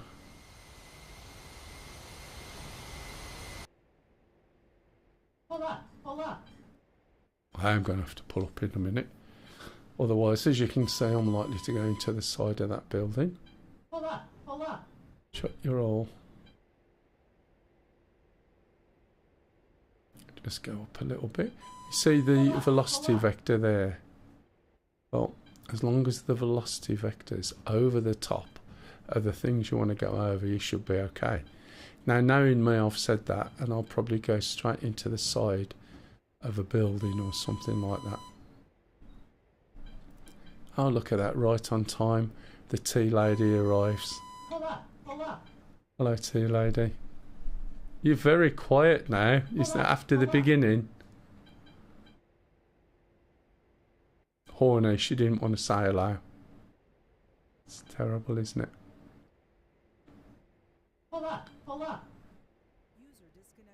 Anyone else just waiting for the thud into the side of a building, or is it just me? Oh, masts, pylons, I've just noticed them. Can you see them running alongside the left?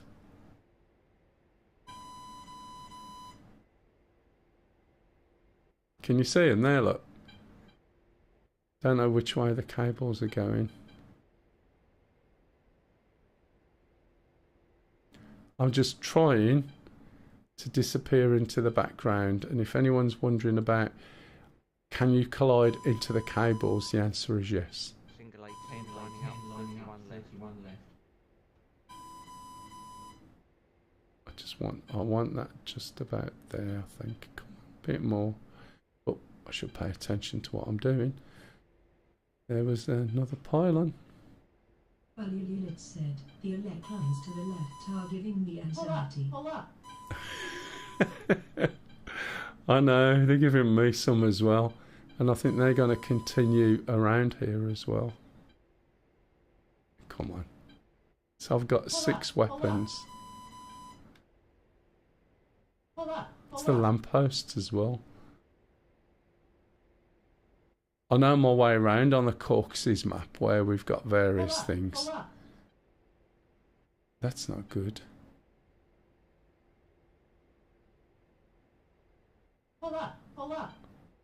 Where the hell's that? Oh, there's a building there, look. That's going to be interesting. See that building just in front? It might help us or it might hinder us. So ranged target is 41 miles at the moment. We can also, is this in another notch? There we go. Somebody just come in? It's just me coming back and trying to sort out what's going on my headset. Ah, right. Is it in your VR you was having problems? Yeah, right. yeah. I'm not sure what it is. I'm not sure.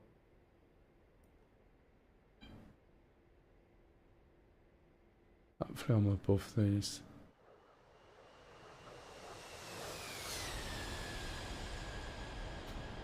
He says. I forgot I was steering, I wasn't on thingy. I'm a more practical man. I would just nuke or use the largest weapon available, that area, and hope that the target is destroyed. Yeah, I know what you mean. But can you imagine in a fast mover? In back got distracted. Too much hair product said, nuclear eruption is the game for you then, Pixelo. So you can see where the cables are, look. I just hope this stays running off to my right. Hopefully it does. I'm thinking it might be the cable, not even sure. Might just get Wi-Fi with my see what Pixel said, if not destroyed, use another.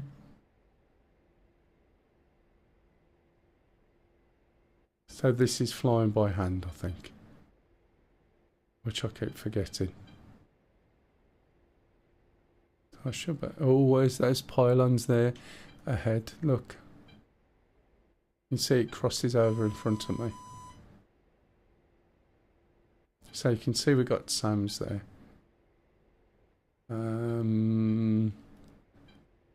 Let's lift up just a fraction. Yeah, I can go under them.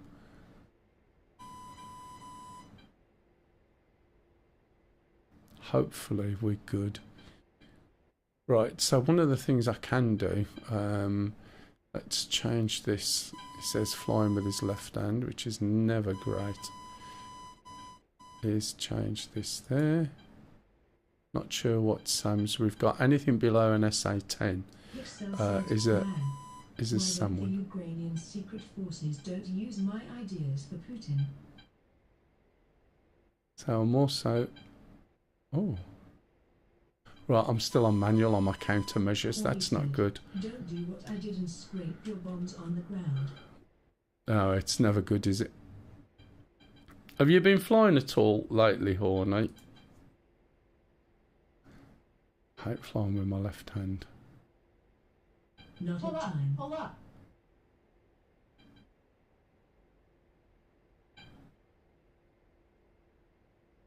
Hold up. Hold up. Right, let's put that on Busy there. with the house. Fair enough.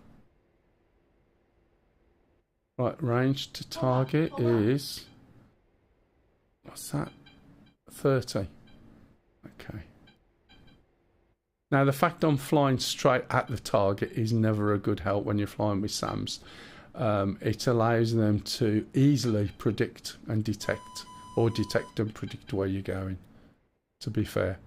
Ideally, you'd want to come in at 90 degrees to the SAMs, but I am trying to use terrain.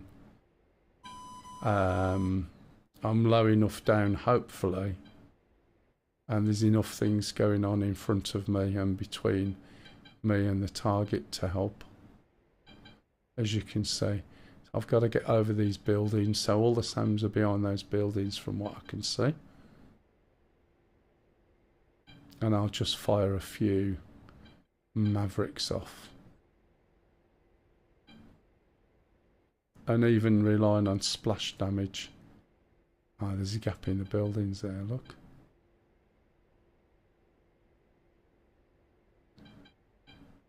If I was in a helicopter, I'd just use the gap.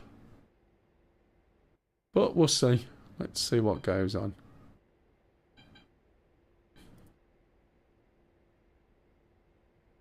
Just got to make sure. Is that more pylons up ahead? Look.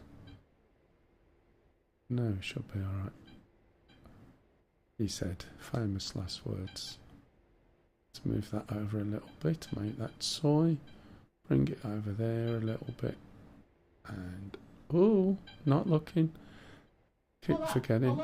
Yes, alright, stop nagging. Right, that's set as my speed. So what I need to do then is switch over to the Mavericks. And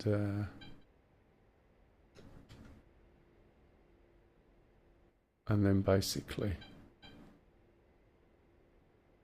fire off a few Mavericks. The SAMs that are there may shoot the Mavericks down, but we'll see. Too much hair product said, what's the radar altitude you need to stay under to avoid detection? Blocking DCS. I don't know, just low. Just low, basically. I'm just hoping to disappear. When you join the Air Force to get away from the wife and still some lady keeps nagging you to do something. Yeah, I know what you mean.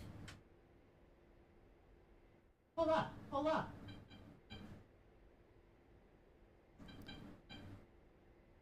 Okay, we're 21 miles out. And is that a pylon?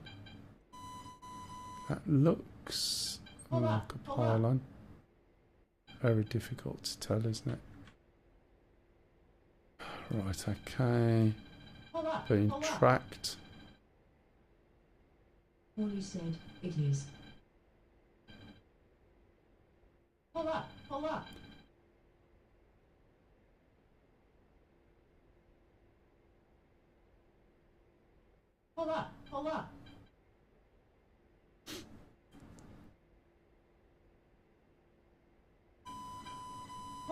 So we've got an SA-15. Is that an SA-15 over on the left?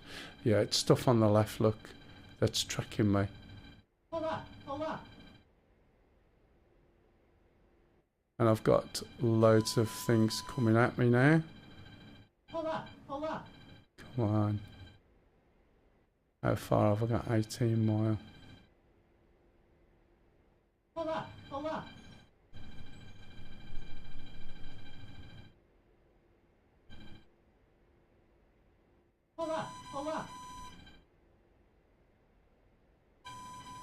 I suspect it's seeing me and losing me and seeing me and losing me. As I said, it's quite difficult to you know, get a bead on. And I wish that wouldn't keep flashing up on my right, because that's in my way. Right, can you see on the left hand side then we started to get a little bracket showing the range to target.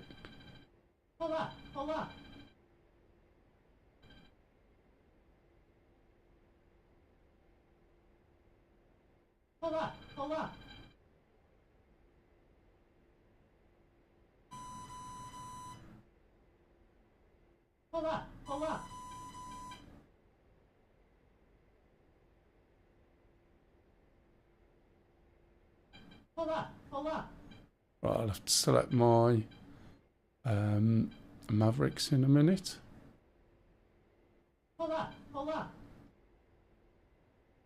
More pylons. Ah, too high to get under those in the time I've got. Jeez, that's a bit close. Tea Kettle Barbic said, apologies for being late. That's alright, matey. You had your bacon sandwich already. You should have done by now.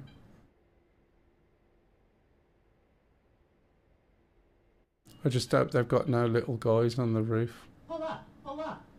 Right, what's my range? 12 miles. Still way out. I've only got a range of about 9. It's about 9 mile for these, but this low down as well. It's not going to help.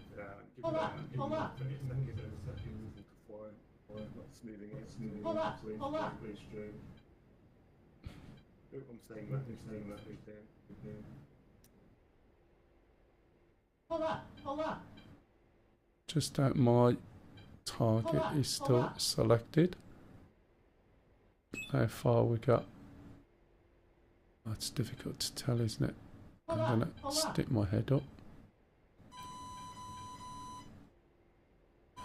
9.6 miles. There we go. Let's get down there.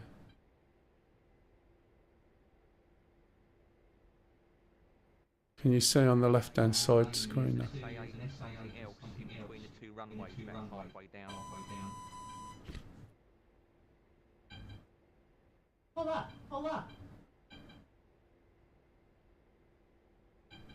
Watch my wings as well. Make sure I don't drag on the trees. Shit, pylons. Where's that? Where's that? Come on, get down.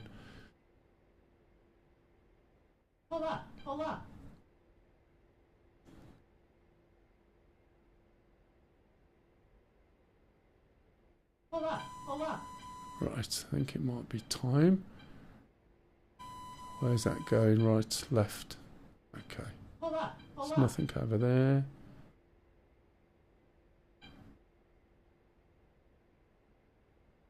Shall we? Select that.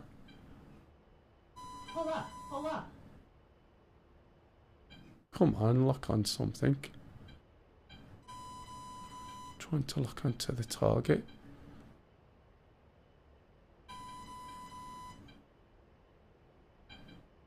Come on. Oh, don't tell me you're too high. Yes, you are. Let's go down. Fighters lifting from LA. What the hell? Come on.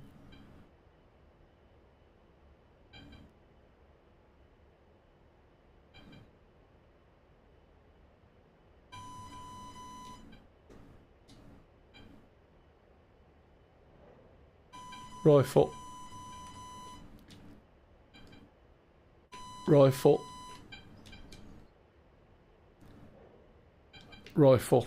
Right, bug out.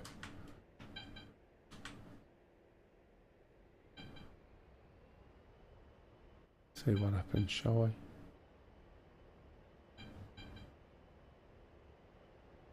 I? Okay, got it. I know it's a bit of a pullover. EWR's down, matey. So I've took one of the EWRs out on the right. Stop the planes coming over.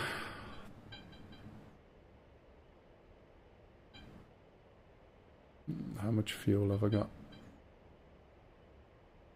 Techie once said, Shag. Indeed.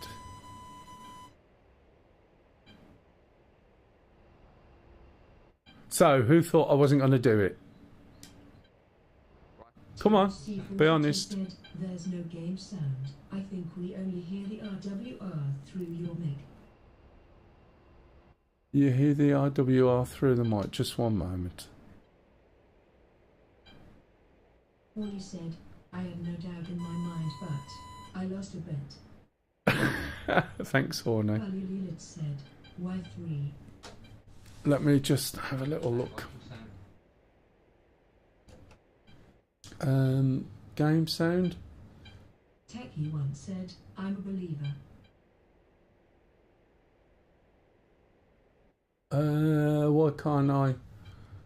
Why can't I see any game sound? I can't even read started. Bertie said, I didn't, but then again I just got so no idea, and hey, it's Twitch's newest streamer, hey Horny. How about that? Can you hear it now? Wait a bit. Let's just check something. Wally said, hello devotee. How are you, Diva? If I turn this up, that up. Tell me when you can hear it, okay? It's quite quiet anyway. You do realise that, look. So you can hear it now outside, and the volume's plenty loud enough. Can you hear? Yeah, that's too loud now. It quietens it down. Right, okay, there we go. It's really quiet inside, and I've got the game volume turned down myself. Right, I need to find out where I'm going now. So one of the things I need to do is switch back to this flight plan. Right, put that back to there, and then choose. We're on waypoint 3, yeah? Okay, copy that. So now we're going back to waypoint 3, but if I just switch the mavs back off a little bit, if I leave them on for more than an hour, they go weird. Lilith said, why drop 3 mavs again? Why did I drop 3 mavs last time?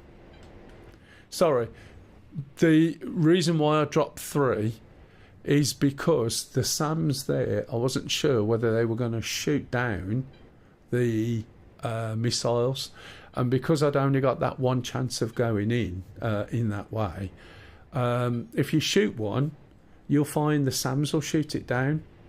So I shot 3, right, quite quickly, so they basically, hopefully, hadn't got time to do much with them.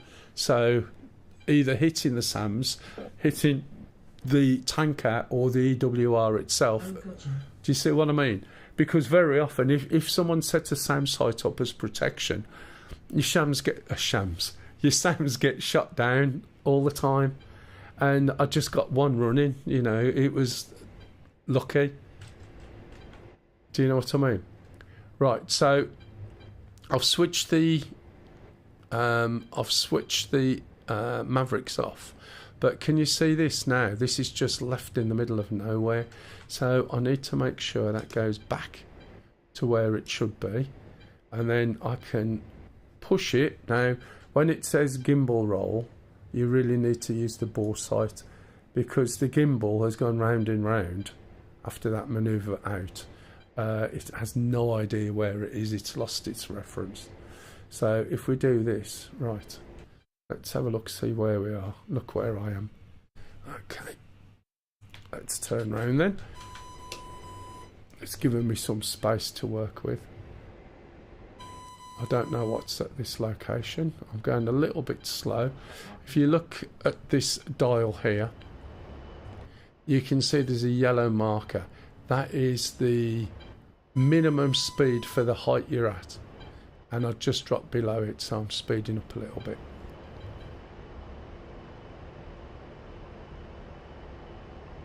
So I don't know what's at this location, so let's climb a little bit and have a look. Don't want to go much higher than this. Right, so this is the third type of autopilot, and it'll hold the aircraft in a climb or a descent. Make sure this is soy. I don't know what happened there. Alright, let's have a look around. One white hot at the moment. Sam there. Not sure who that's at. If I change my speed to there, be close enough. Now my biggest problem here is I don't recognise what these are. They've got twisty turny things on their head, therefore it's a Sam. I know I'm that good, huh? Horny said, I have to go out to an 80. Alright, Horny, no worries matey, thanks for popping in, and as always it's nice to see you. Right, let's pull this back, see where we're going. That's our target area. Goodbye, Mr. Horny. Okay, we've still got these on. Put the missiles on. We've got a 3-minute warm-up. Leave that over there. That's my target there. There might be other things. Let's move over. Now, when you target something, right, the best place to put your target is imagine a line going down the middle, right, of the floor, in the middle of the floor of underneath that vehicle. So imagine a line going down and across, and ideally I could do with it being there, and that way, even though I've flown around a little bit, it will still be, let's move it over another little bit if I can, it will still be in the same place. So when you look back at your target, right, you'll find that the crosshair is still where it is. So you either aim at the floor by the wheels, or you try and put your target in the centre of that vehicle. The TGP has no... Oh, look how high I am now, bloody hell. Wasn't paying attention. The TGP has no idea of what you're looking at. It just is a straight line to the ground. And if you point up high on something,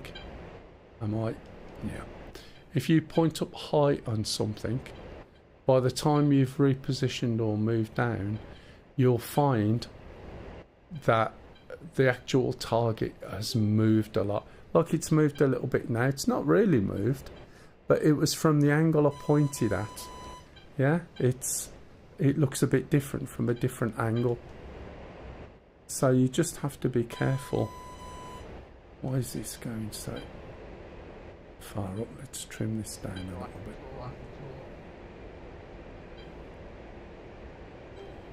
So let's move this over just a fraction, see if I can get that where I want, which is not far off, I must say.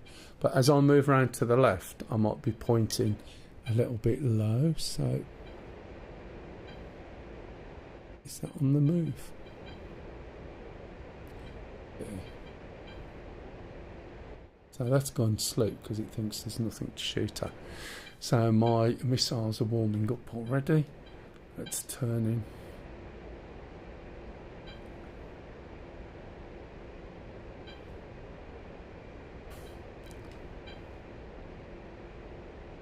Currently on target 279130. Okay, it's just gone. Yeah, there you go. He knows what they're called. I don't. So what I gave him was the last 3 digits of my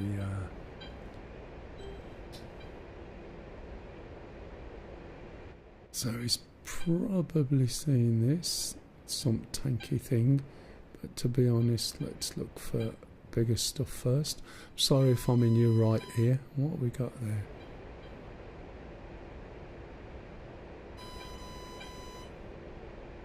There's quite a few things down here, look.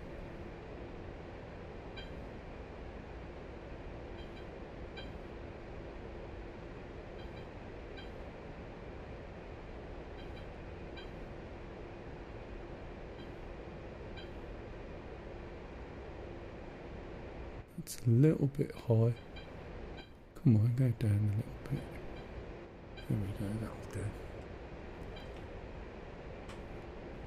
Right, let's push the Maverick over. You see the circle pushing over? That's the Maverick gimbal.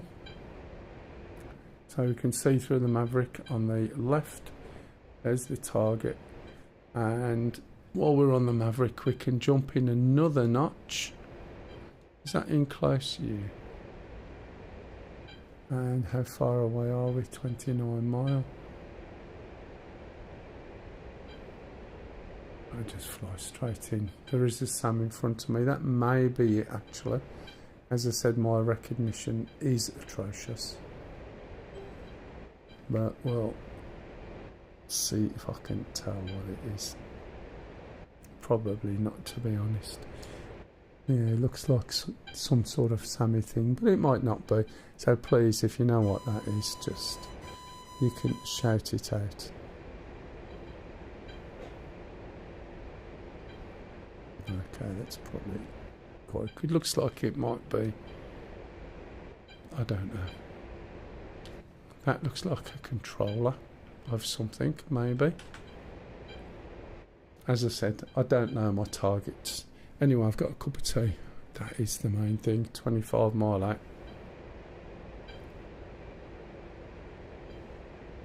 Funny Unit said, is that a manpad to the left? Looks like it might be.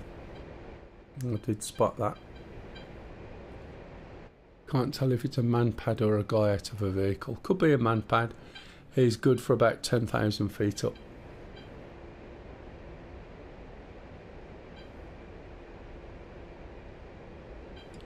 So you can usually get rid of manpads quite easily if A, you're not on top of them, and B, with flares.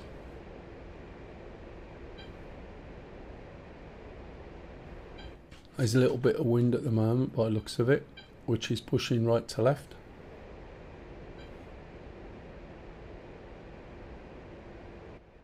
Drunk me cup of tea. She'd never forgive me if I didn't drink that one, because I think that was probably the last of the milk. You know, when you pop to the shop and you're thinking, I'm sure there's something else I should be getting. Right, okay, 20 mile. Let's just drop down. Let's, yeah, drop down.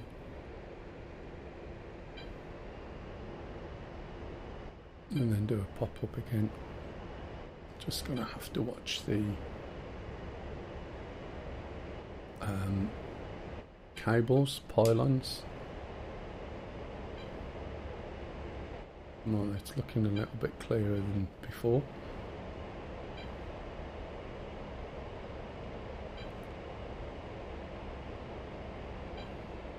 Let's start throttling back a little bit. Oh, there we go. Is that pylons under me? Yep, it is. Altitude, altitude.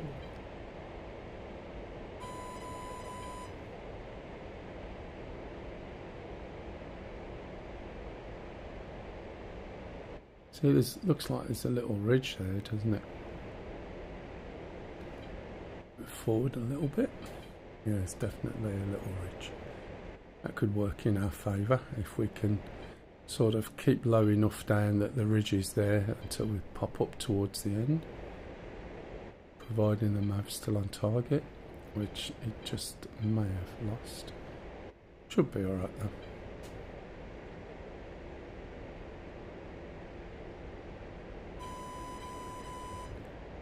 So 13 mile out. Pull up, pull up.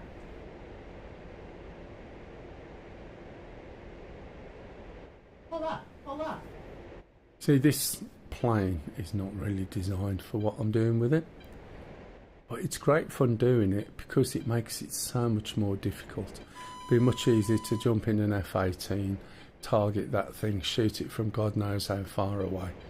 Whereas when you're having to fly really low, dodge things, and see the whites of their eyes, the satisfaction, especially if it works, is much better.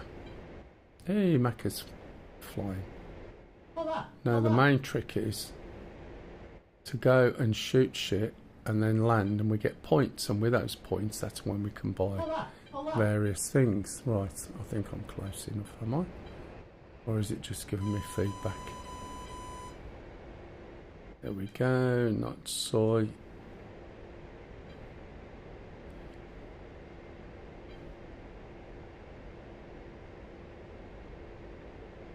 Let's have a look. It's not getting a lock on yet. Come on, get a lock. This is the problem. We're really quite low. Speed up a bit. So I'm on the left hand screen doing TMS up short. Trying to get a lock. There we go. Rifle. Turn out.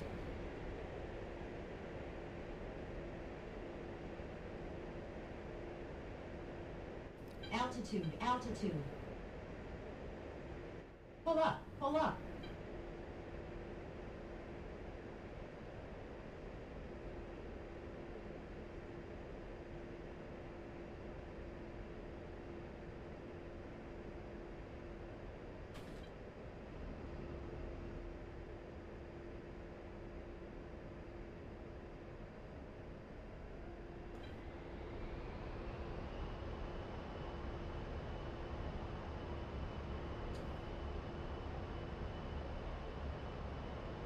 Waking up a bit, look. Whatever it is. I don't think I hit that, did I? Oh, I did. There we go. Altitude. Pull up. Right, now, there's something I haven't switched on yet. And this is showing you how old school I am. There's something called a helmet mounted queuing sight. And it's absolutely brilliant for situational awareness, okay? So nowadays everyone will have it switched on as soon as they start. And we look down here and we just switch this forward. And when I look over there, this tells me where my speed is, which is absolutely brilliant. I can also set waypoints, anything I see. And it's also another sensor. So when we look, if I do coolie hat down short, it selects this as a sensor. And you see this little asterisk. Okay?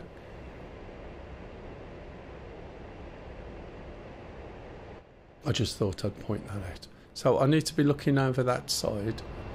But remember that my TGP is over this side, as a consequence that you can't see anything. So what I'll do, if I turn left, I might end up too close into the targets. So I'm going to turn right. And that way around I should see it without sort of getting too close. Pulling quite a hard right, lifting up a little bit as well. There's the target I just shot. We can see where our TGP is looking. It's looking over to the right. Being picked up by something else. Let's just level that out there and then pop over here. I'll pause my track IR, select this and zoom out. Little guys down, look. So there was something else. It looks like it's a tank. This looks like it's... What is that? Is that just a tanky thing? If anyone knows, please join in. As I said, I'm pretty useless. What was that I copped over there? Look.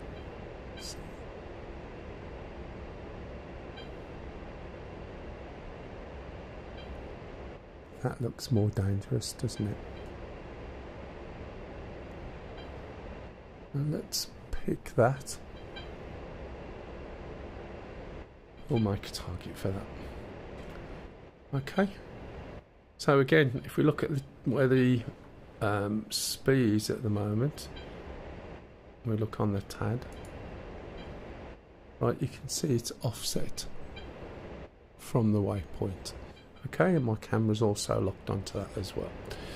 Right. Need to put the kids to sleep now. Have a good one. Yeah, no worries. Cheers, thank you for watching. Hopefully I didn't put you to sleep. Okay. So let's move this over a little bit. There's something else there as well. Move that over another little bit more. There we go. We're only 17 miles out. I'm going to push the... Have we got any... Ah, wait 1 minute. Have we got any left? Yeah. Still got 2. Okay. So let's turn in. And again, try something similar as before. Fuel wise, let's put my tracking on. Okay, we're good at the moment. As I said, you think how long have I been flying in the air now? Now, you couldn't do this with an F-18. You fly down at this level with an F-18, you'd have to refuel after probably 35 minutes or something like that. Altitude, altitude. F-18 needs to be up nice and high. Otherwise it burns fuel like a fuel burning thing. So let's see if I can make sure that this is actually in line with the target I want first.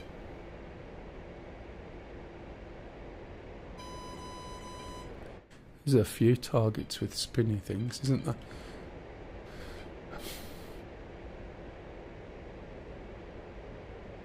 So we're just going to drop down here.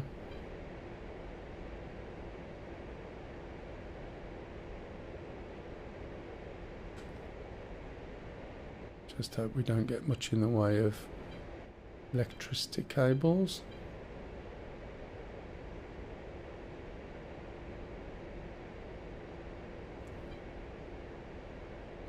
Okay, range we got 14 mile.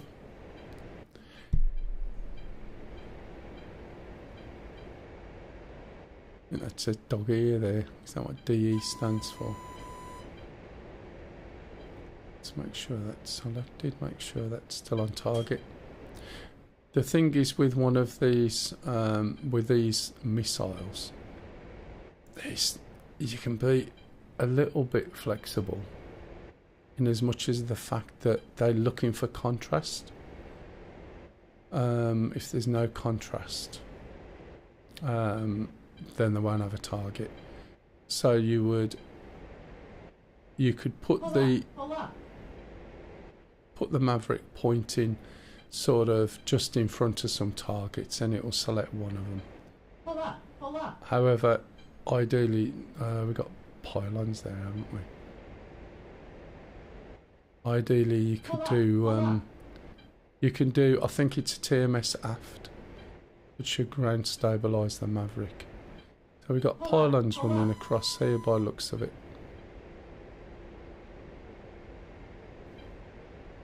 Nine miles out, should have a marker on the left, which we've got. Just got to watch these pylons. Might be running across in front of me, I think they are, look. As long as they're running across in front of me as I'm close to the target. Let's have a look. Yeah, there they are. Ah, we're right, we can go up a little bit there.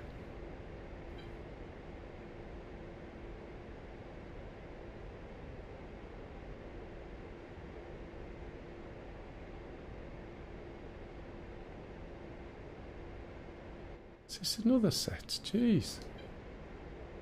Are these just towers for the hell of it? Right, let's set this on there. Let's see if we can select it. Look at that. Rifle. Oh, Okay. Let's go a little bit higher. Let's move that over there, that over there a little bit, that there a little bit, that there a little bit. Oh, right, okay. Rifle. There we go. Off it goes.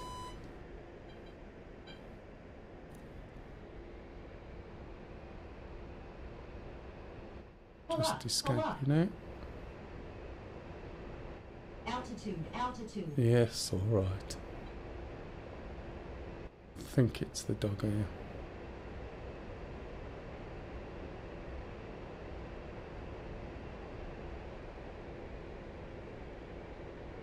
Right, I'm going to head back to the base now. Let's go there.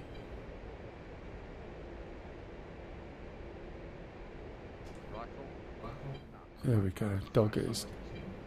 Sorry, I didn't know what it was, matey. I didn't check the numbers, you've been quiet for ages.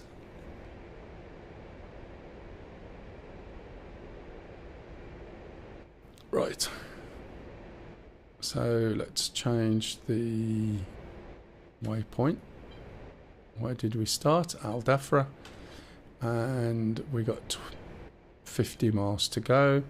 Fuel wise, look at that. We're still on, what, 6,300 pounds of fuel. How long have I been flying in this? Do you see what I mean? Now, where is my...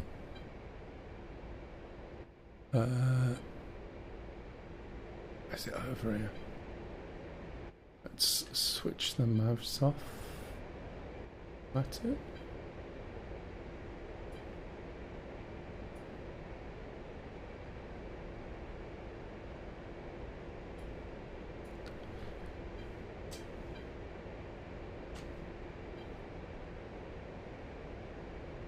I'm over there. Where am I wanting to go? Put that in the right place, and there we go.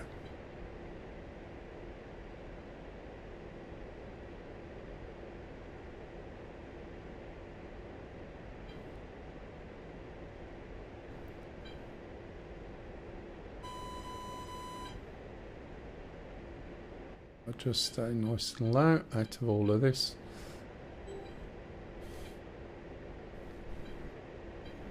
And we should get back, and we should get some points. We won't get loads, but we should get some, which makes a change. And I got one Maverick left, and it looks like something else has just died a death. Let's put this back to where it should be. Make that soy. Put it on the normal one. We can see where we are. Oops. Zoom out a bit, so that's where we're headed. Let's switch. Oh, do I need this off? Yeah, because I don't know what's coming. Right. Pixel said, have you pew stuff yet? I've blown stuff up, yeah, but I haven't used my gun. If that's what you mean. So the go on this is, as I said earlier, this whole plane's built around that weapon. I do apologise. It wasn't appropriate at the time. So the gun is centred to the plane and the actual nose wheel is offset. I think the gun weighs the same as a Volkswagen Beetle, and when it fires, all the what? It's good enough, isn't it? Yeah, it's slightly off, isn't it? Slightly off to the right there. The shells, basically, when it fires, the empty shells are stored in the plane, And that's because if the shells were rejected, it would offset the balance of the plane, basically.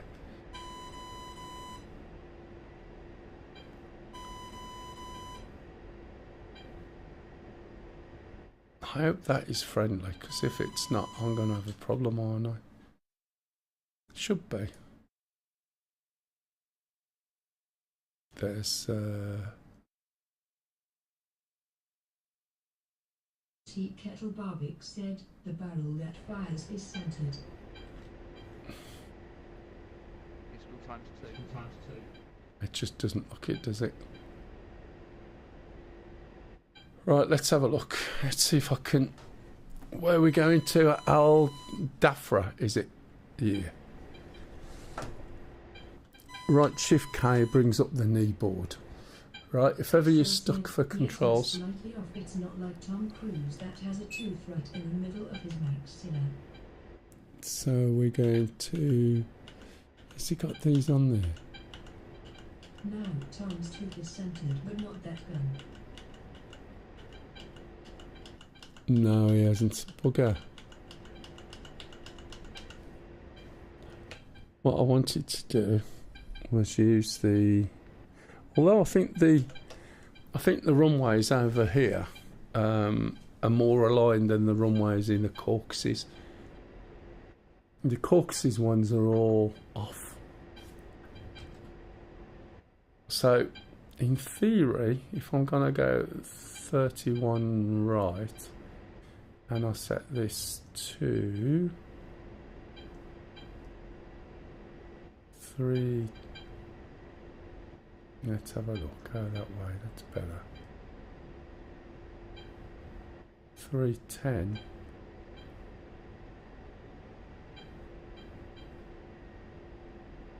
This should tell me this is the runway. Sorry, this is the base. That's the runway in that direction. And I'm off like that. So, in theory... Oh, you... Why on earth? Oh, right. Did anyone notice what happened there? Why that's done that? Anyone? Yeah, I wasn't paying attention to the speed. So when I was avoiding, I changed my speed. You're low on No, it was because I went too Warning, slow. autopilot. Yes, just shut your hole. Let me just check. See? So, are my flaps out as well? No, it's just my gear. Okay. It was... Possibly, I either caught a button or I was going too slow, so it just put the wheels down. Right, okay. So, what I was about to say before I hit the wrong button is if I turn left, you see this line in the bottom, in the centre? This should align me to the runway. So even though I don't know where it is, I can't physically see it. The big fat arrow just outside the dial is the direction of the base. The small thin arrow with a tail is the direction of the runway. And the line in the middle is how far off I am, or the course deviation. So in theory, if I fly up here, you'll see that course deviation line coming down and filling up that arrow. At the same time, the base, the big fat one, sorry, yeah, will move. Let me show you what I'm on about. So, this is where the base is. Runway 13 left. Oh, is it 13? Oh, I think I might be on the wrong route. This is the line, and as this gets closer, these get closer, and then I'll make a turn. And in theory, I should be going down 3-1. Which 3-1? I don't know at the moment, but we'll find out, won't we? But it's a good way of knowing where the runway is. I went to look at the the knee board, thinking it would have all the air bases on there, but it hasn't. So you could look at the base and then work out which runway you wanted to land on, and then plot it from there. So this might be wrong, but that's in theory what I would be doing. Right. What the hell's... Oh, great.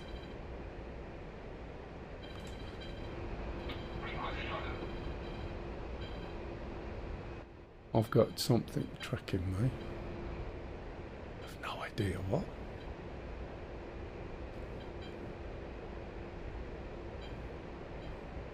Whatever that is.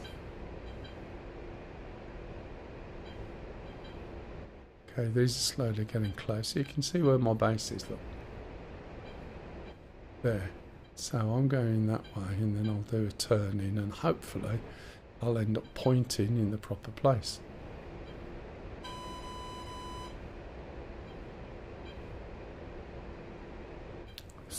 Still got loads of fuel left, look. £5,800. Yeah, no worries, Pixel.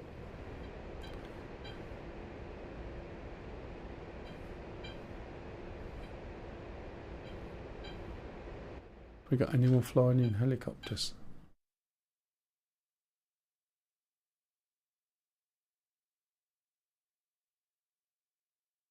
F-16. Oh.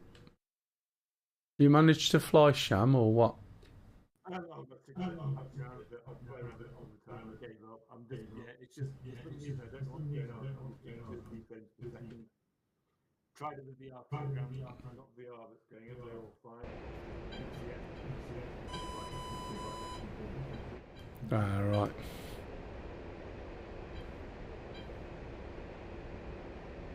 So something's obviously wrong with my measurements.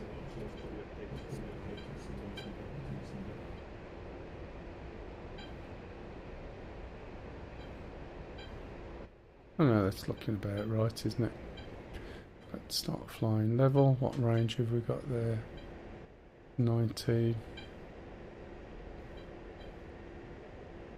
There's the runway in there. I might be going a bit past it.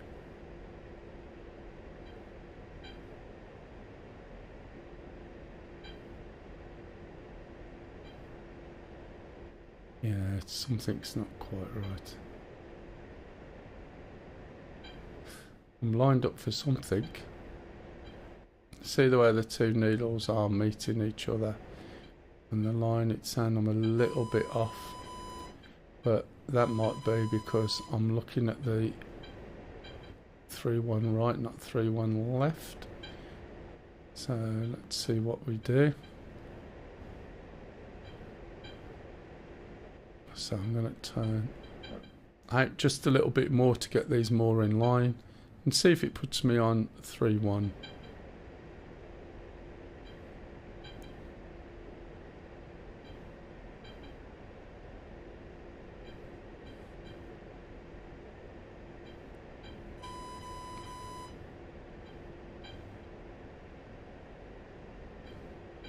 Three 301 heading for Al Dafra. 3-1 possibly left.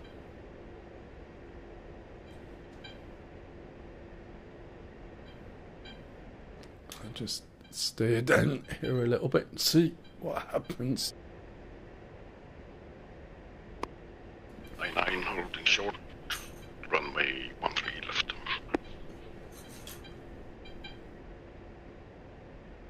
Just checking my phone, see if I got a message about going out tonight. Because it's usually useful if someone actually lets you know.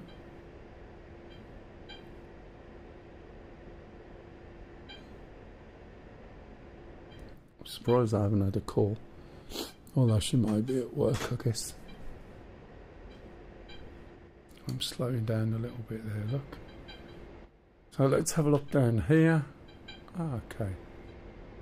So it is, look, so 3-1 left. Can you see? There. believe it's 3-1 left. However, that is over on 3-1 right, which is where the discrepancy was.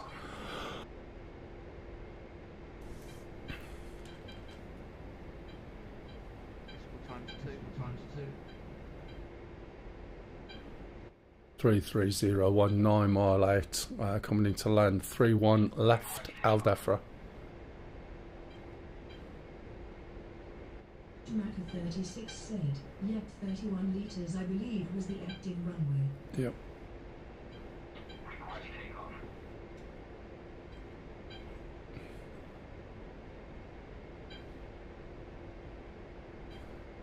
Right, now I'm not sure what he's taking off on.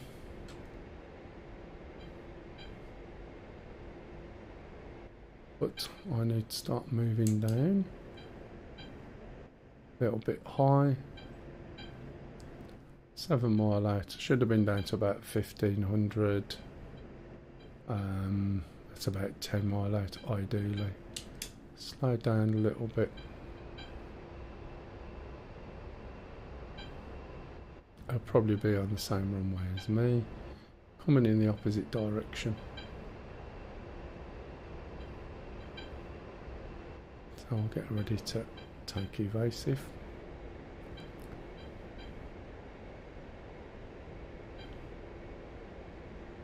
See the way the needles are all lined up? It's basically brought me into where I need to be. 5 miles out.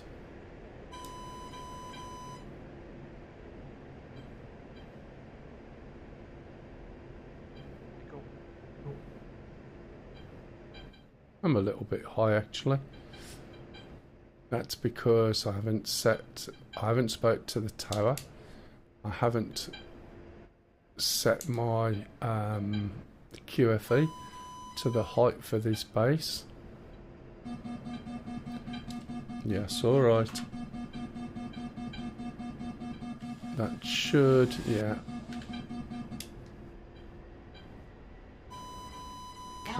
Altitude. That's because it's confused at the altitude.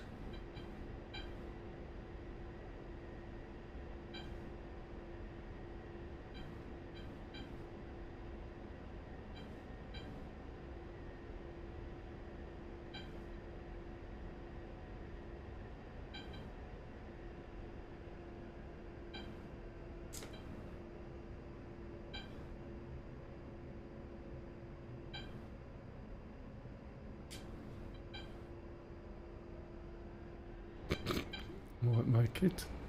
I might not. Shot your hole. Peep over the top here, look. You didn't say that right. It's hard.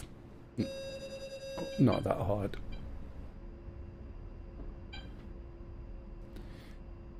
Make sure that you know as well steering isn't on until you've slowed down enough, otherwise you'll go veering off. Am I going to make that?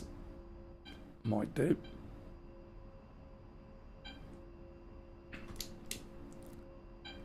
Okay, flaps up. Tidy the speed brakes up. 3301 runway 31 left clear.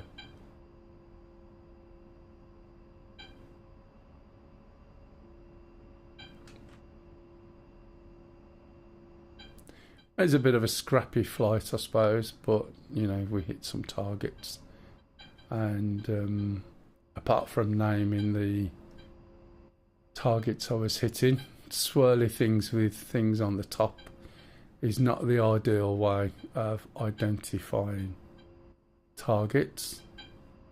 To be fair, I don't think that's in any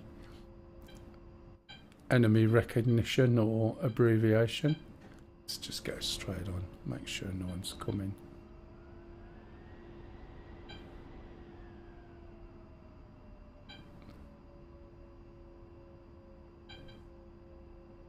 I'll just park up in here.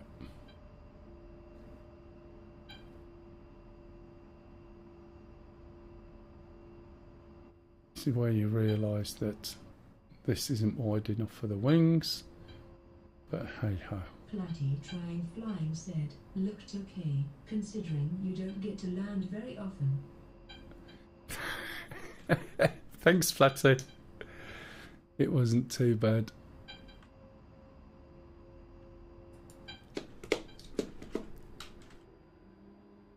Okay, so the beginning of the A10 was extremely in-depth. I think I explained everything as I went along. Bullshit, Russia said, at this point I just call it the swirly thing cause of you. That's fine. When I'm... if I'm doing a one-to-one very often, I mean, it's like in the... Ooh, it was a little bit tight, was it not?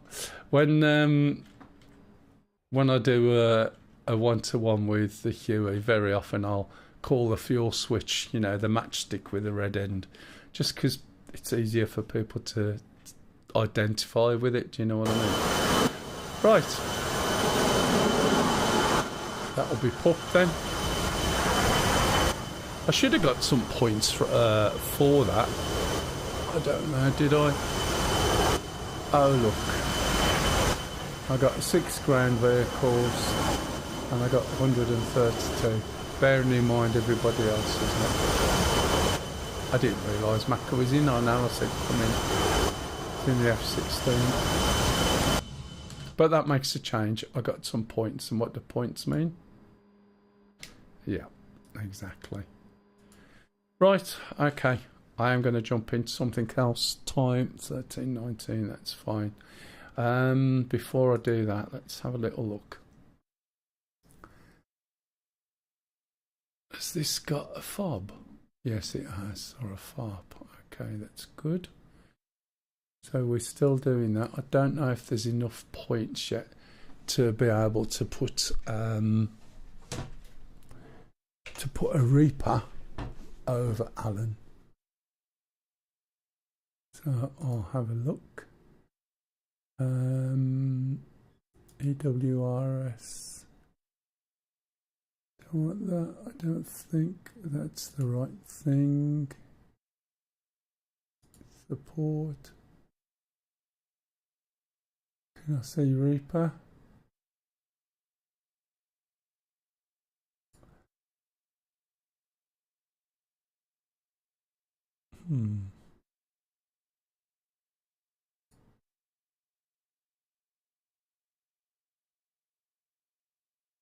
But it's 1,000. We've only got 1,907. Anyone see a Reaper? Yes, MQ9 JTAX. So we can afford one of those. So we've just got to find it.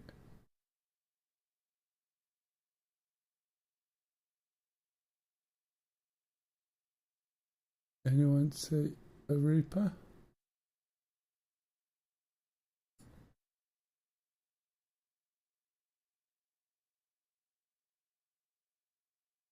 JTAX, nothing there. What's Reaper come under? Anyone? These are various missions that are going on that you can do separately within the confines of the base that you're doing. Why can't I see Reaper? It's definitely not in there, is it?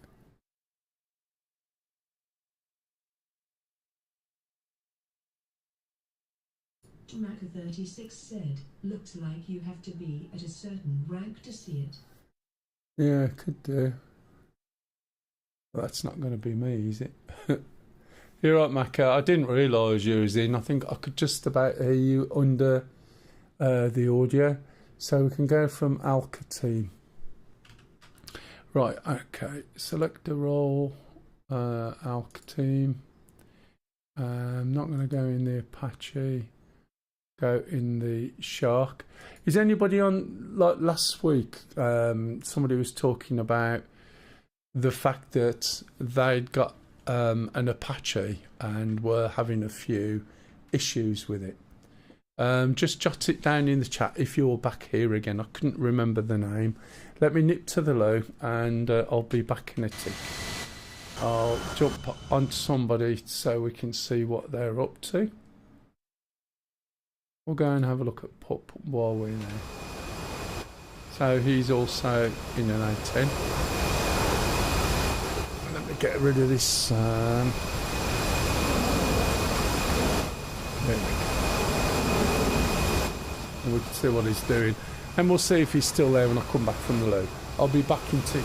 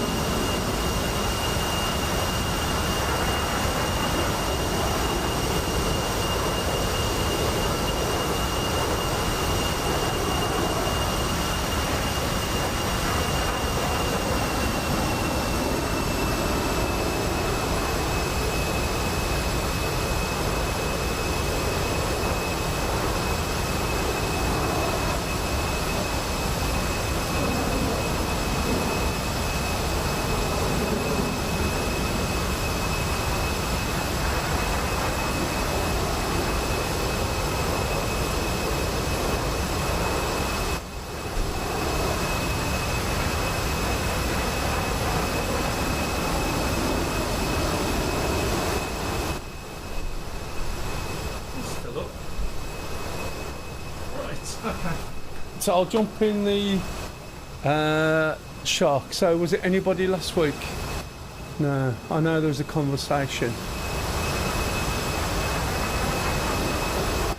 Right, okay. So let's make sure, even though we're in this helicopter, we can take supplies. It's a little bit magic.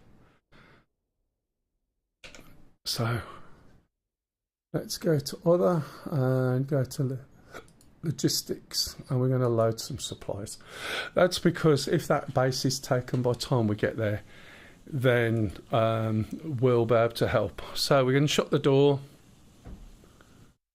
We're going to go down and switch on battery 1 and 2. We're going to look around to the right elbow and switch on the Ekran. Hydraulics as well, by the way. We're going to look at the front. We'll switch off the master caution. Shark 3, therefore we will not be putting on the INU at this point. We need to switch on the KO41, the Abras. And then we're going to switch on fuel flow. So it'll be forward, aft and fuel QTY.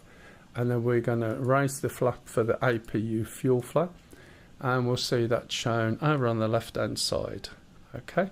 Spatey said, if you update to the latest version, it adds in a lot of logistics play. Oh, does it? I basically got this in a bit of a rush last week. The question is, if I update to the latest version, will it still be able to pick up from where this one left off? Because it probably won't, will it? I thought I'd picked up the latest version, to be honest. If you got a link, Spatey, just whisper it to me or something, if you will, please. Covered base there, like hardened base. You may need penetrating munitions. I dropped to £500. Yes, I've been testing. Ah, right, it does. Okay, if you can whisper that to me in Twitch chat, that'll be good, and I'll get them. In Discord. Ah, fine. That's excellent. Thanks very much.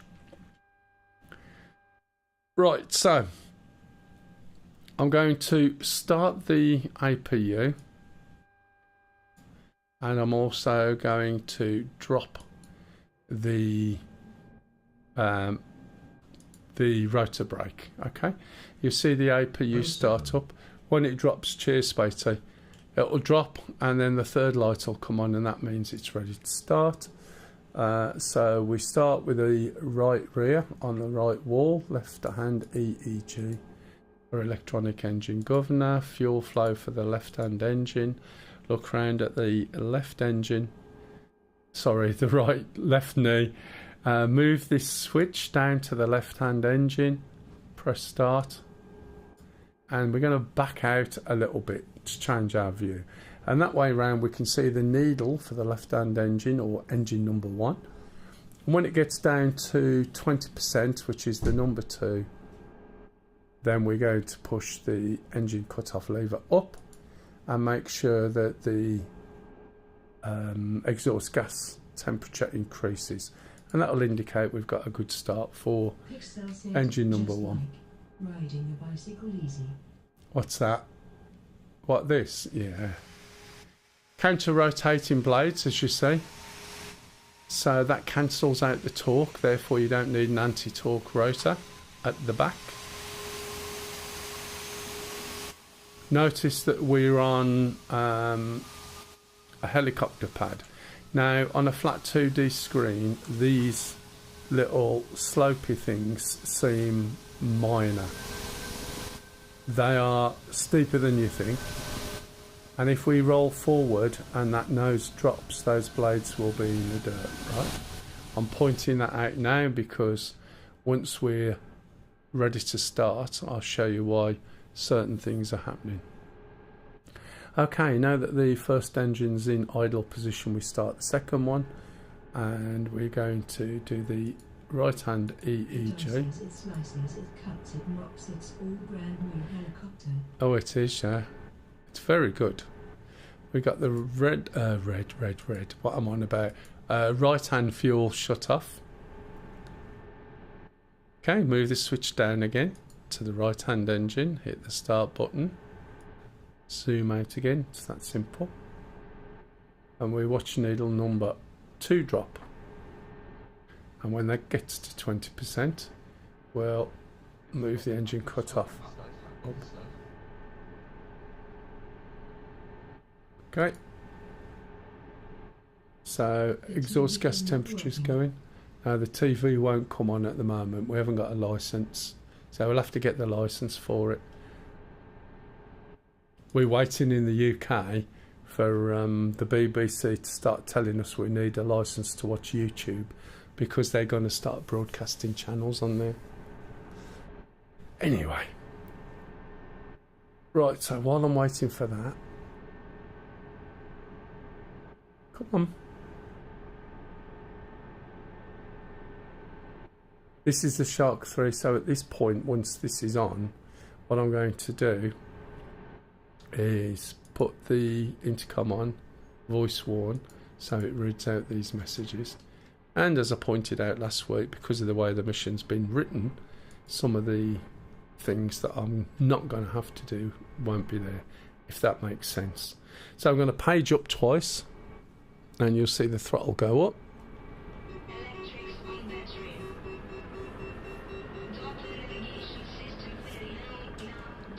Okay, so that's...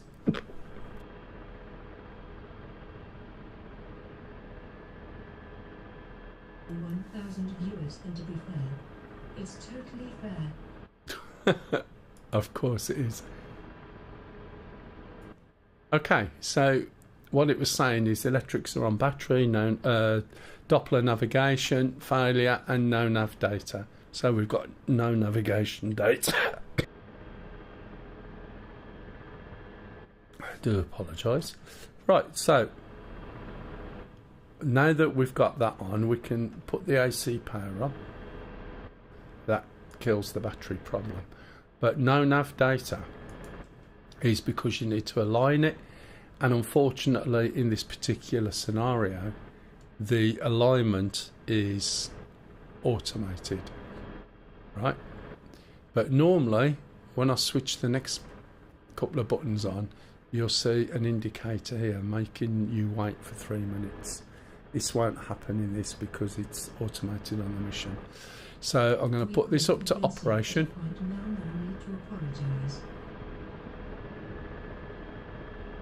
Alright, just 1 minute. I apologise because when I cough, if I haven't got my finger on the mute button quick enough, I deafen you, and then you get full surround sound ASMR coughing in your head, which is not a great thing. Right, so we're going to put on the INU now, which is there, over the right shoulder. And this is aligned automatically. Normally you'll get a 3-minute wait, and then you have to make some adjustments because this is not aligned at the front. It doesn't happen on this particular mission, unfortunately. Smitty said, we don't call him Sneezy for nothing. Sneezy. It's not sneezy, it's bloody coffee, isn't it? There's a niche ASMR coughing sounds. I am sure there is. It's like tea slurping. Anyway, right, now we've done that, we'll carry on with the rest of the startup. It's already aligned, so we'll put the radios on. We're going to put the data link on for this navigation system. I'll move this over to Wingman, state number 1. This allows us to communicate and send targets. We're going to put pitch hold, bank hold and heading hold on. Again, these are a little bit similar to the SAS that you saw on the A10 earlier, and also the SAS that you get on the Apache. It smooths out the input on these 3 channels. Put the seat ejection system on. I'm going to put the fire extinguisher on. We're going to turn right round to the right shoulder again. We're going to put the L140 laser on, which is a laser weapon guidance or rangefinder. Okay, we can see that's on. And all we need to do now is stop the APU and switch off the fuel flow for the APU.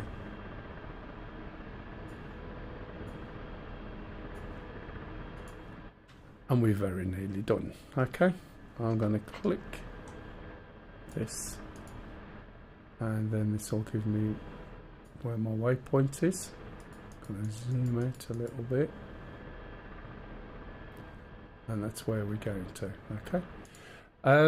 Right, one thing here is the standby attitude indicator. Once that's on, we'll uncage it because it's currently caged. Anyone got any questions about the startup? On a normal, if you're on your own machine or some servers, the diamond and the triangle will be 10 degrees out. And then you have to align it. Right, okay, we need some weapons. At the moment we haven't got any weapons, so we need to load some. Now when I make a radio call, right, I'll select some weapons, but it's not going to work. So I'll just choose that one there. Okay, I'll say okay, and this will say nothing. Okay, so we've got no weapons, got no refuel. You need to make sure that this radio is on first, and you select ground crew. If we zoom in a little bit, okay, ground crew's the far right one, it won't go anymore. So now when we select the weapons, it should load. If it doesn't, then it means there's no weapons available, or you're not close enough to where you need to be to get weapons. This may be the case, I don't know yet. So we expect a copy. Okay, so we got copies, which means it will be refueled first and then rearmed. While we're waiting for that, you notice there's a line on the TV because while I was talking I paid the TV license, and we're going up to this waypoint there, which I can select using this SUSP, and there it is. Okay, straight up. So this will load the weapons. Do a bit of wobbling around. I think it's got them there. I'm not bothered with anything on the outer station. I usually point out this is a bastard helicopter, in as much as the fact that it's a K-50, but a K-50 never had 3 weapons hard points on it. This was due to the module being updated. They had permission to put in the extra bits. That permission was withdrawn, and therefore they added a few things on that don't exist on it, just to try and make it so that people who bought the module had got something extra. Okay. However, the model for this is completely new compared to the Black Shark 2. So they've done so much work in it, I can understand why they didn't want to just cancel it. Right. So let me switch on the axis. You can just about make that out if I look over here. There we go. So this is the cyclic axis. This is the collective axis. You don't have to worry about the throttle. We've got the rudder down here, and my feet are tingling, which is not a good sign. That's because I've been flying with lots of rudder in today. So there's the rudder. Okay. Now if you notice, the brake or the B light is flashing. Now, earlier on I said, because we're in 2D, the height of this FARP doesn't look that great, but it is quite steep. This edging leading off it is a lot steeper than you think. And if I roll forward and my nose goes down there a little bit, then the blades will hit the floor. So as I don't want to roll forward, I want to keep the brakes on. When the helicopter starts to take off, if I just increase the collective, it's going to go backwards. Okay? And that's no good. So I need to push the stick forwards as we take off. If I push the stick forwards and there's no brake on, we'll roll, because we can take off on air bases here. The problem is with that, we'll roll off the edge and could damage the helicopter before we start. So what I'm going to do is increase the collective. The brakes are on, that will stop it rolling forward. As soon as we start to lift up, look, push forward, and we'll just go up. Okay, it's as easy as that. During the week I did a very ad hoc stream about how if you want to fly the Apache, then I would recommend starting with the Huey, learning how to use the trimmer in this, and then you can fly the Apache. If you watch the video that's on YouTube, I think it's under the helicopter, it's about an hour or so, you'll see why. Okay, so that the Huey will give you the basics of helicopter flight and how it handles without any of the systems. This thing is, it basically has got a lot of systems on it, but the trimmer is quite different. However, the trimmer on this is similar to the Apache. So I demonstrate by, when I go into an auto hover in this, it doesn't move. And I'll show you how to get the Apache into a hover, and it just sits there and it doesn't move. And to do that, you've got to understand how the trimmer works and the rest of it. So I did that video during the week. As I said, it was all a bit off cuff, but if anyone's got any questions, please ask. Okay, as we are just floating around at the moment, as you can see, the trimmer is in control of the helicopter. So as I started to take off, I pushed the stick forward and then set the trimmer. As a consequence, this helicopter will stay doing what it's doing ad infinitum. That's 2 Latin phrases I've used. I do apologise. I'm not that old, really. I don't have any Roman blood in me. Well, as far as I know. So if we look at the hood, you can see this is our speed. This is our height. And there's 2 symbols here. The triangle is our heading. and the diamond is where the trimmer's set. Okay? If I try and move this by pushing this over, that would normally move the helicopter. It's not doing much. So I need to push it more and more and more. Now it's started to go. If I add in a bit of rudder, I still have to put a lot of rudder in before it moves. And if I head towards this town, right, I'm going to let go and watch what happens. The helicopter just turns round, slows itself down, and points back to where the trimmer's set. So with this helicopter, if you don't know how to use the trimmer, you're going to struggle to fly it. Okay? You basically adjust the trimmer all the time. It basically flies on the trimmer. So when you go to move it, you have to move at least 21% input before it moves. The trimmer controls the first 20% of the input. Sorry, I'm just moving on my seat there.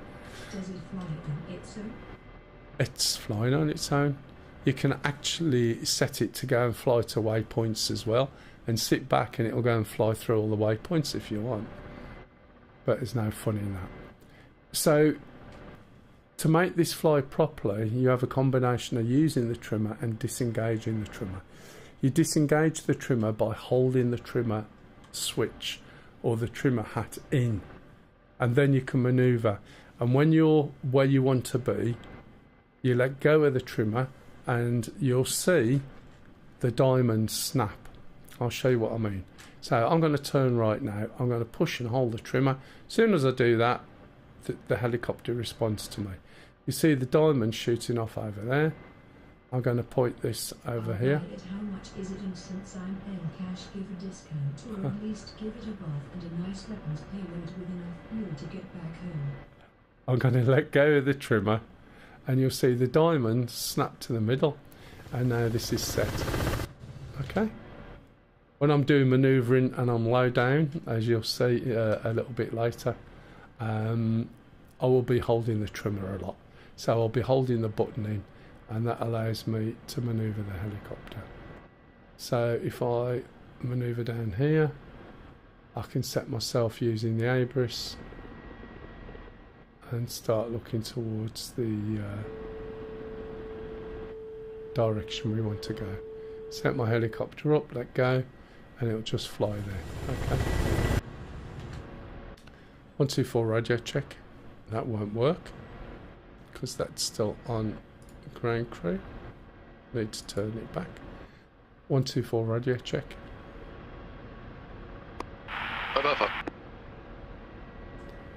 There we go. So they can talk to me if they need to. Right. Once you get to 50 kilometres, the line disappears. That line's there because below 50, it's telling you which way you're drifting. You might wonder why you need to know that when it's a bit obvious, and that's because it's only obvious when you've got a point of reference. If you're in the sea, over the sea, in cloud or snow, it's not that obvious. It's quite difficult actually if you're just in a field of snow. I think that was a Sting song, wasn't it? Something like that. Okay, any questions so far? If you watch the other video, I do explain everything in there. Right. As it's a dual counter-rotating blade, you'll find that the lift is 90 degrees to the direction you're going. I think. Is that right? Is it the direction? Camel, you've probably gone to bed. They here. I'll get to them. So you can see the blades at the moment are quite balanced, but as I start to go faster, which I will do, then the blades will start to lift. The top blade will lift on the left, and the right bottom blade will lift on the right. That's because they're going opposite directions, and the blade shows lift 90 degrees. So you'll see that on the right hand side they're getting closer together. And if I push my nose down even more, the blades will get even closer still. So I'm just correcting my course. How far are we? 53 kilometres, okay. There we look again, and it's still getting closer, and it will keep on going until you push them to the point that they collide. So you have to be aware that that's what happens. As all the control surfaces go through the blades, that's the rudder, the cyclic and the collective, any sudden movements or big movements I do with those controls will impact what the blades are doing, and that means that it will push them together and they will collide. You will get an audible warning before that's going to happen, and it's up to you to make sure that you reset, right, or pull back a little bit. So the way you do that is just disengage the trimmer and drop the collective a little bit to take the load off, and pull back the stick at the same time. And you shouldn't gain any undue height, but it will take the pressure off the blades and balance them back out again. Okay. If you suddenly turn to, I think it's the left, that will push the left hand side blades more open, and again push them into the right. So I'm not sure what targets we've got over this place. As I said, I don't know how old this is, but Spatey sent me a new version. Hopefully it will all work from where we left off. At least this week we've captured something. There's more of us on there. So we're going over to here. Judging by the way Pup's flying over there, he's looking for the last little bits, whether that's soldiers, vehicles or what. At the moment this is our car can see, but when we get over to trees and things, I'm going to have to pop this back up. It makes it really difficult for you to see there.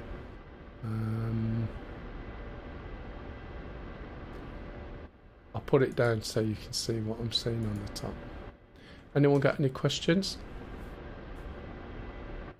Right, we are 44 clicks. Do we have to drop it? I can't, because on some of them, on the one we did with Syria, we left the buildings as they were, didn't we? If I remember right, and then left them and then just took over. But obviously there's something over there because it's red still. Pup, you've got MI8 coming in off on your 7 o'clock.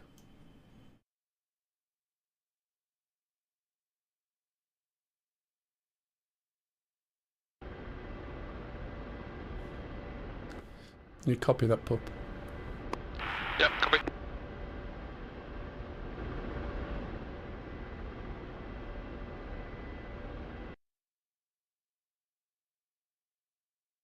If I speed up a bit. That thing is actually quite quick. Belay that MI8's going away from you. Negative, you've got another one coming in on your diagonal, which you can see. 1 o'clock. I'll see. So for some reason we haven't got this yet. And I don't know why. There could be a soldier there, there could be something there, we'll see. Right, while I'm going along, I'm going to put the weapon system on.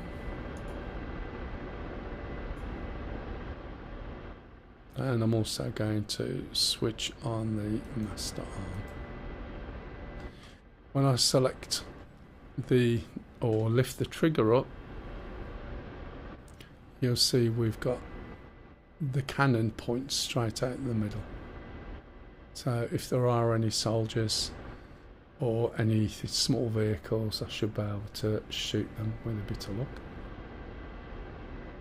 I think that's what Pup was looking for. He's still on space here, or have you gone, matey?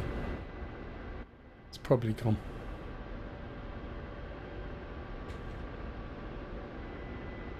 So we're 34 clicks out. Anyone got any questions on this, by the way, as we're going along? It's a really good helicopter when there's just yourself. If there's other people with this as well, how it sends targets and how you can utilise the Abris in conjunction with this system up here is really, really good. I can't remember what that system up there is called, but you can basically place targets on here, fly around. You utilise these targets, you can select them, and the helicopter will just automatically point back at the target.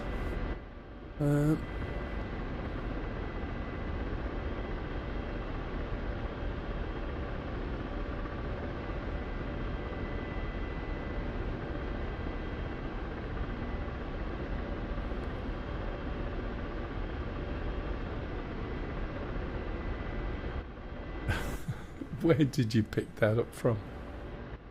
Unfortunately, because there was so much text, it didn't read it all out. There is a limit on the amount of text it will do in one. Right, where are we? 28 clicks.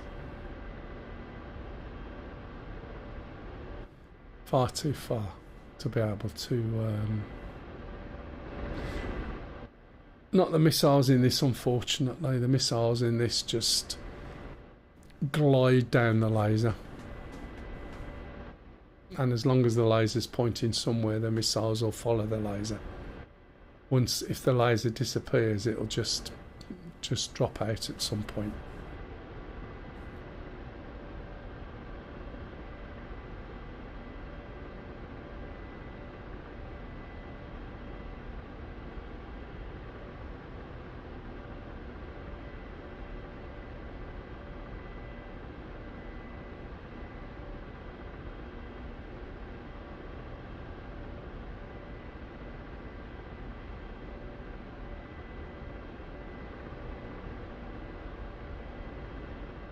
Quite deserty, isn't it?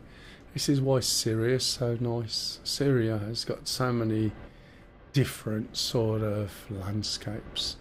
You know, you can have grassy, some really good cities in there. I'm not going to shoot it yet.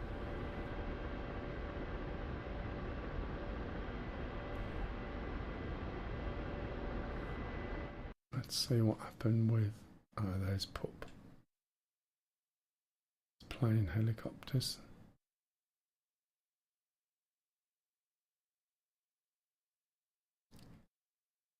You got some bunker busters with you, Rick, just in case, I take it. Yeah, I've got 4 pins. Okie dokie.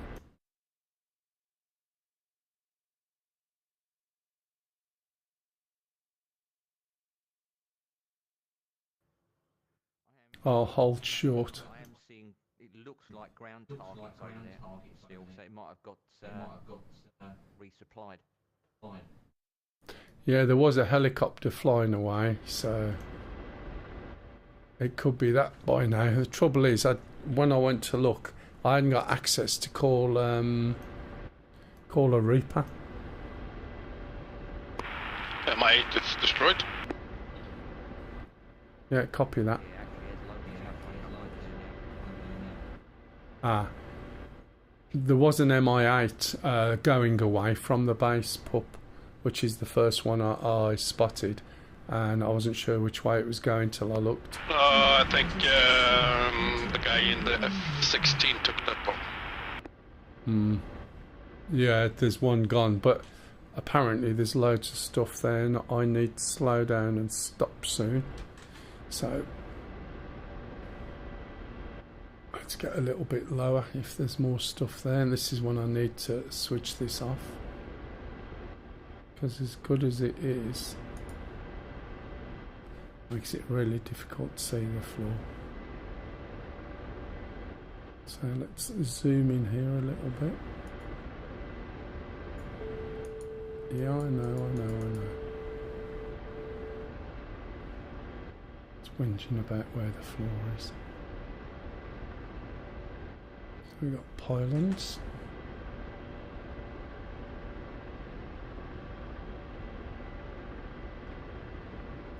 Quite surprised I didn't hit those pylons in the outer, to be fair. Or hit anything, that surprised me.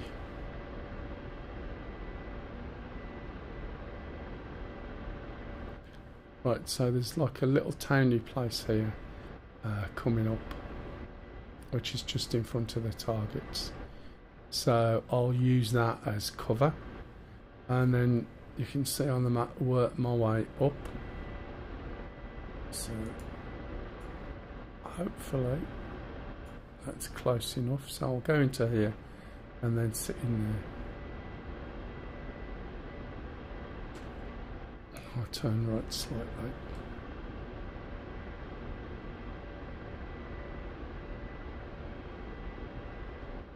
And I should be able to work my way. Yeah, no worries. I'll just stand short or hold short at the edge of the town and see what I can take out, and then see whether it does need the buildings going or not, I guess.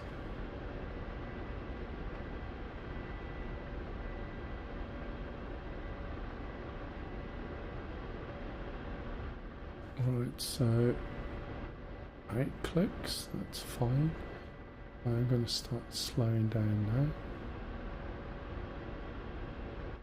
So I'm pulling back on the stick. I've got the trimmer disabled. I'm also dropping the collective.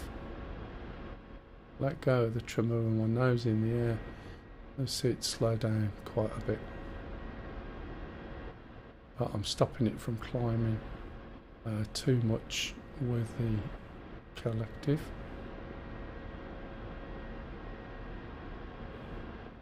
And I'm well within the range of the base.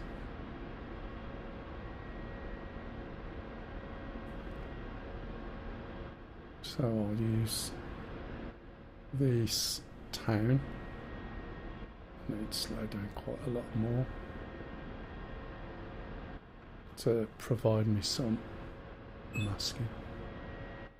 Ah, it's neutral. What did you do? Or what did anyone do? Absolutely nothing. Oh, hang on. It's not this base that's neutral, is it? It's the other one. It's the one over to the left. Maka did it.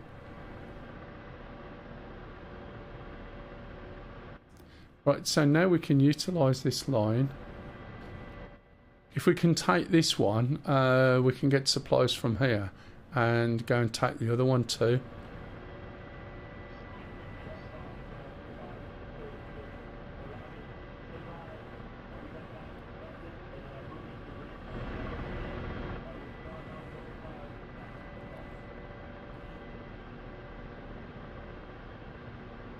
Right, so what I'm doing is just creeping up here.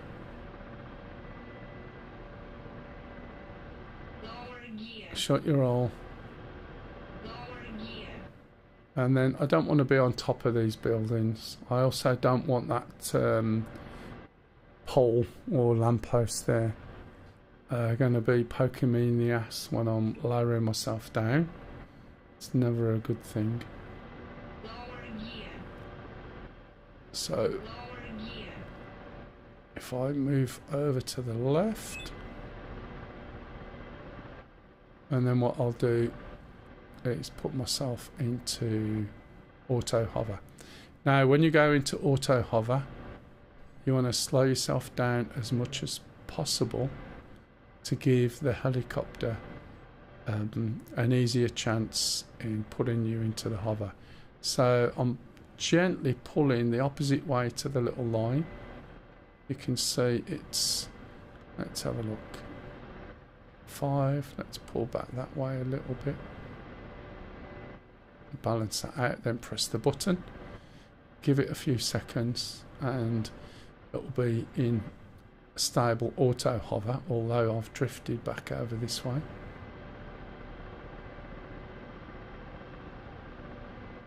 So you see there, that should reduce to 0 and that will stop moving up. And I'm a little bit exposed, I think. You can see there's a slight bit of drift. So I can correct that just by nudging left a little bit, hitting the trimmer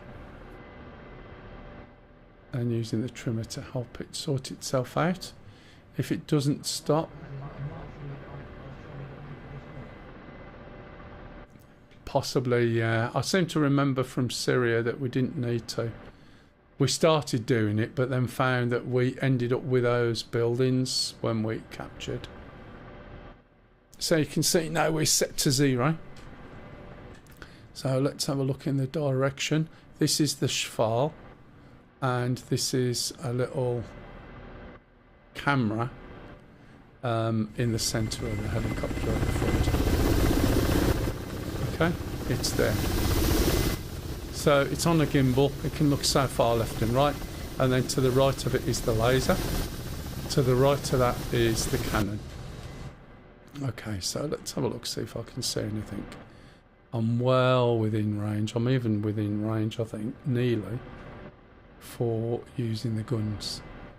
So what I'm doing is looking around and see what I can see. Now this is where you have a problem with this, because there's no white on black light.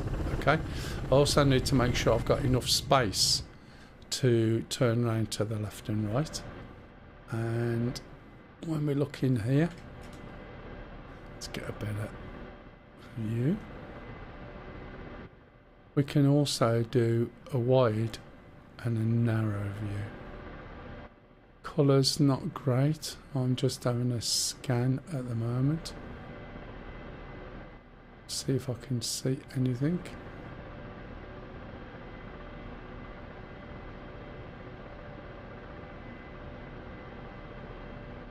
That looks like there might be something just there, look.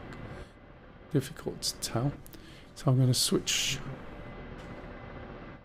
I'm going to switch my main weapons on, which is the missiles. And I'm also going to switch the laser on, because that will give me a range. And we should see the target pipper, although we can't at the moment. And it looks like there might be something there. Not sure what it is. I don't think it will necessarily lock on the building. Could be a tank. Yeah. So we're out of range for that. We'll be out of range for that.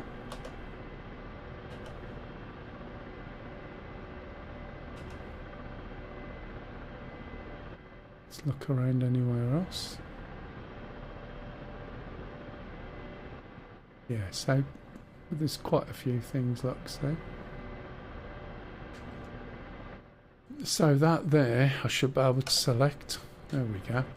However, have I took my thing off? No, it's still there.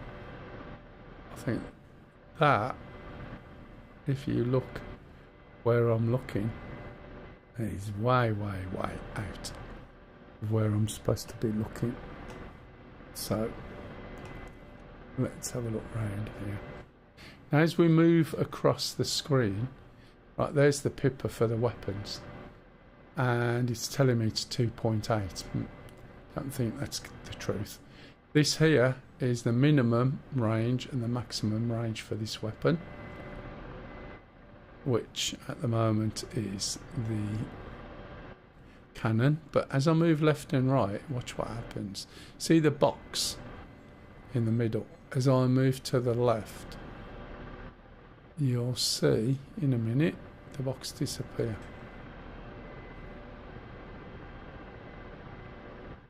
The reason why the box appears is when the gun sight, or the laser, sorry, my Schwal is off the hood. So it shows me the limits. So this can actually look all over the place. The problem is the laser points forward, which means that if I find something, I am going to have to move. So there is an option on here, if we switch this off or cage it, that if I switch on auto turn, it will turn the helicopter automatically and keep the laser pointing in the same direction as the camera. The other thing is I need to look over the top, and the only way I'm going to look over the top is if I move. And fortunately on this helicopter, on the collective there's a brake. Pull the brake, lift up the collective a little bit, and it will allow the helicopter to move but still maintain the auto hover. So what I want to do is peep over these buildings, because I really am quite close. Okay, bring this down a little bit, but go up a little bit more. I'm obviously going to expose myself over that building, but it's allowing me to look.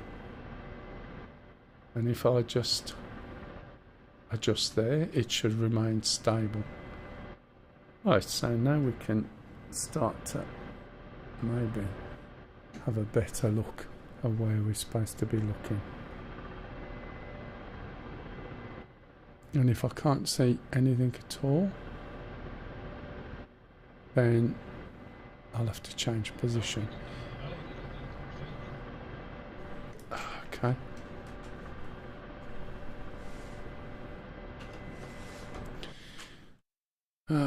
Where am I?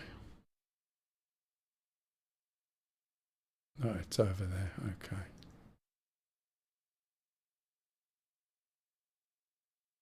$17 clicks. What angle was that? 314 degrees. Right, come out to the auto hover. Switch off the altitude hold. Excel said, can you personalize the warheads? You know, from Happy Easter Adolf and this stuff. Unfortunately, yeah, get them to see if you can get them to do it, if we've got the money to do it.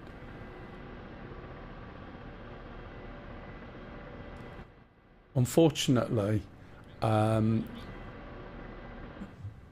we enlisted, they took away all the Sharpies and the markers, so to stop us from doing that.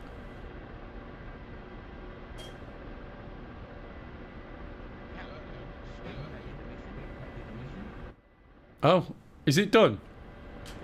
Yeah, it's just a case of finding a pain in the backside. It's just a random house.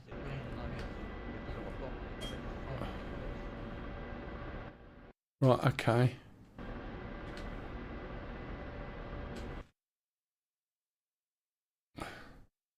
Got F-18s after the MI8. I've got supplies on me, you see, so I could drop the supplies. That's what I was wondering if it's done.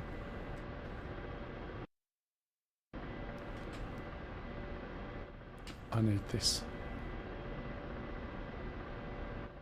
Also need to look for the helicopter and hope these F-18s don't shoot me. If anyone sees a helicopter, let me know. It's annoying.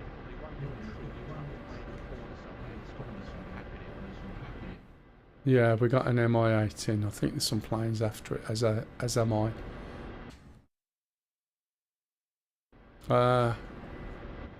MI8's down. I'll come and have a look then. You got no sign of tanks or anything?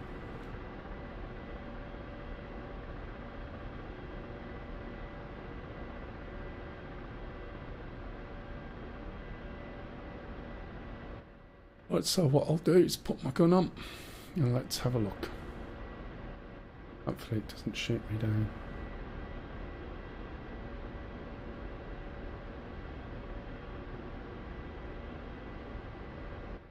I may draw some fire if there is a little man and a gun.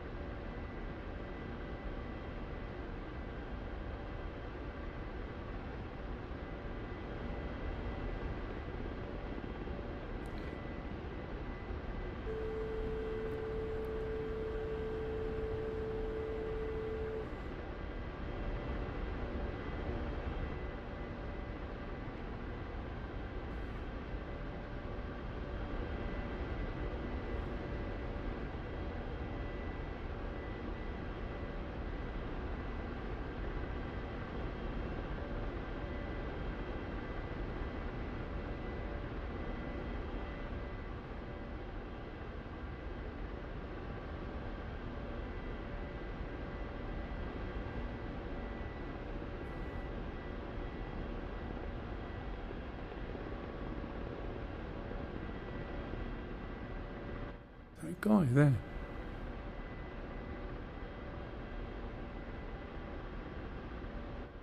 Oh, another part of a tree.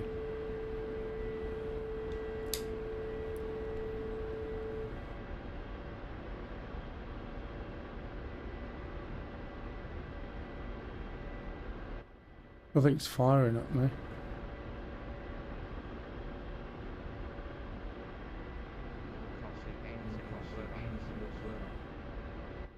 Do we have enough for a reaper?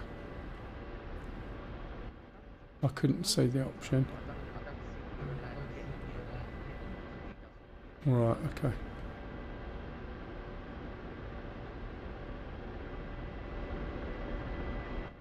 Nothing shot at me yet.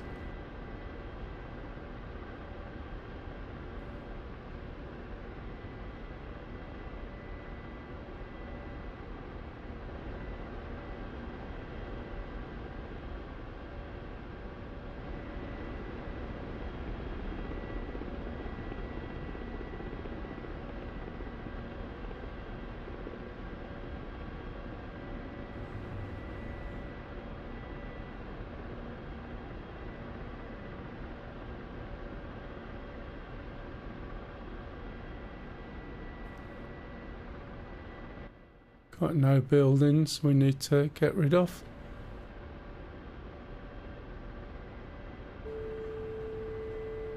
The team's making sense.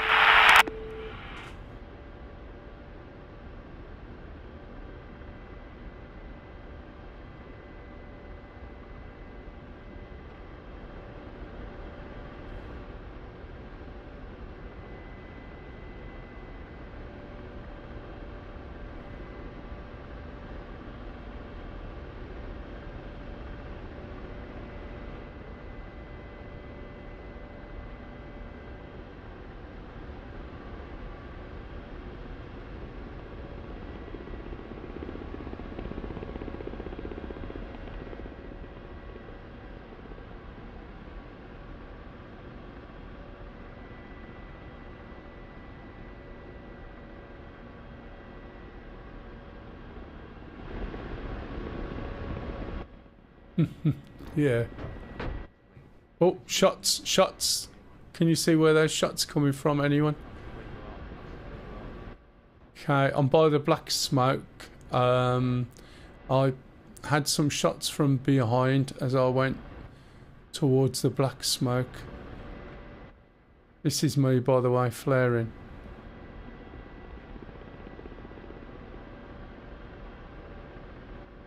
Marker 36 said, I can't see two vehicles.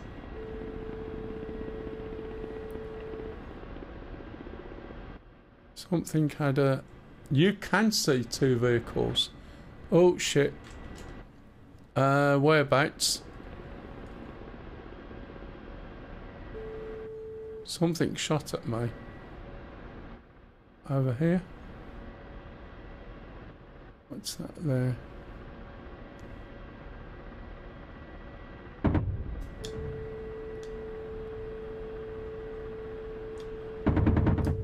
About to drop on M. Okay. There was something definitely shot. Yeah, it was when I was going towards that black smoke up there. Maka says there's 2 vehicles he can see, so he's dropping in on them.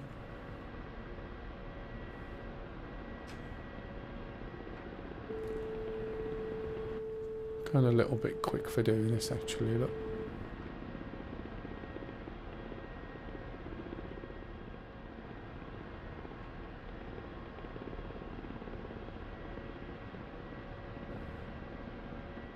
Excuse me, it was round here somewhere as I was coming across.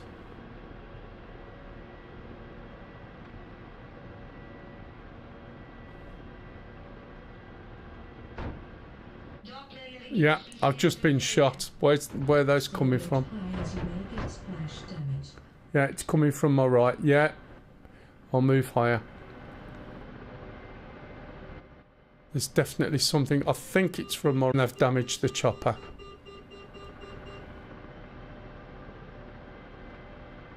It's, I may just land at the back of the base because I've got supplies on me. Try and keep out of the way.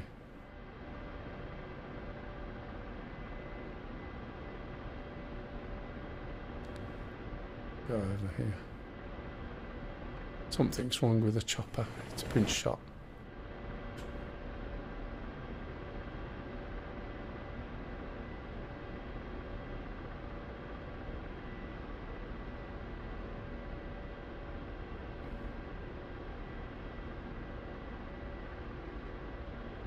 It's like I've got no speed symbology.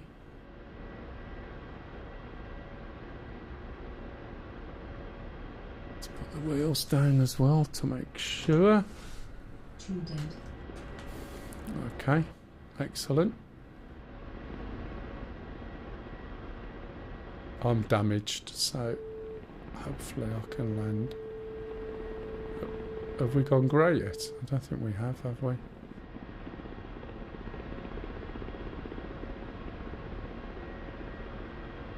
Excel said, I'm damaged too.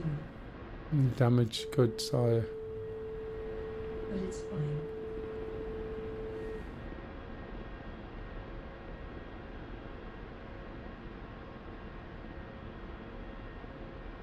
Try and slow down.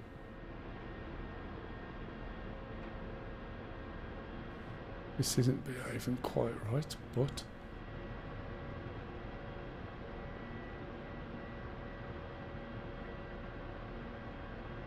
I don't think it's gone grey, is it?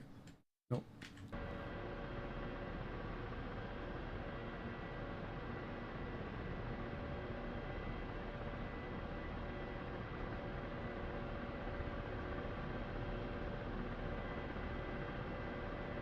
Let's take off the brakes and we can go for a roll down the runway.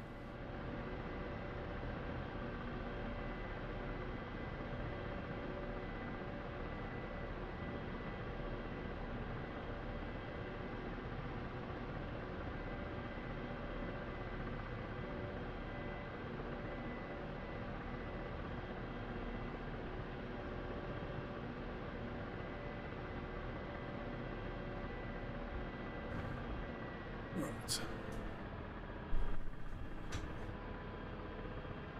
Pardon?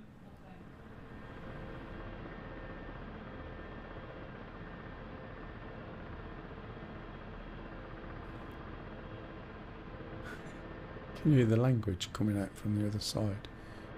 She's gaming. It's just expletive after expletive.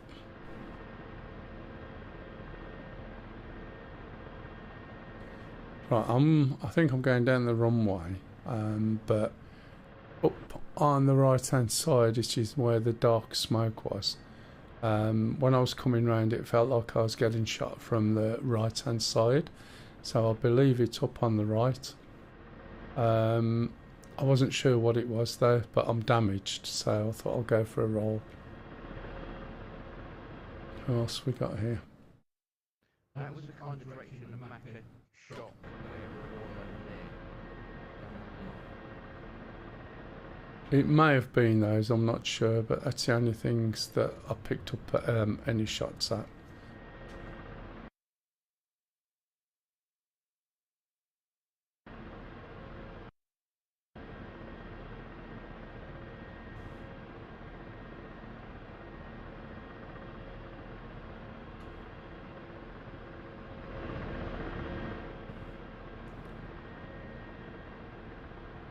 Did you put the hot water back on, Cock?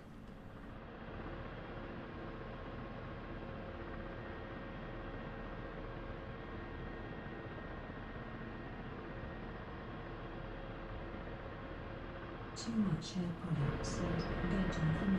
Gonna try to catch the Star Citizen stream tomorrow. Okay, no worries. And fly safe.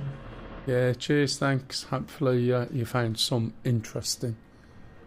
Haven't done the A10C for ages, and we should be streaming Star Citizen tomorrow.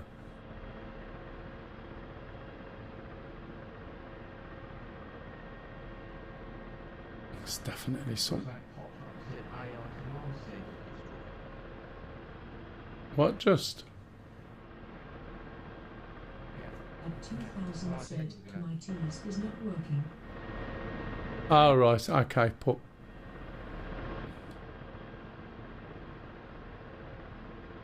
You want 2.4 still on, mate? Because it might be the same card. I think it is fuel tanks that need to get taken out. Where are we looking? On some of the missions,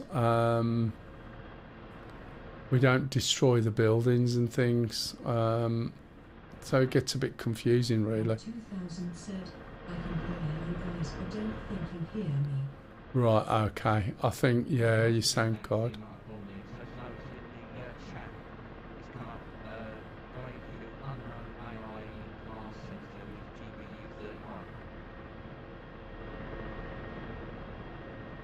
Yeah, it doesn't say a lot, does it? You don't know what that's supposed to mean. No, I'm looking over there. I do like to check my back seat out sometimes.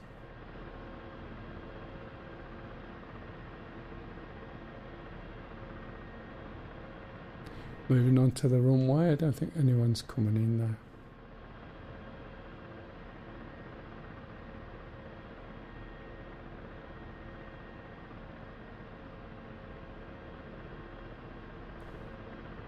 Can't see anything. Definitely don't have the base.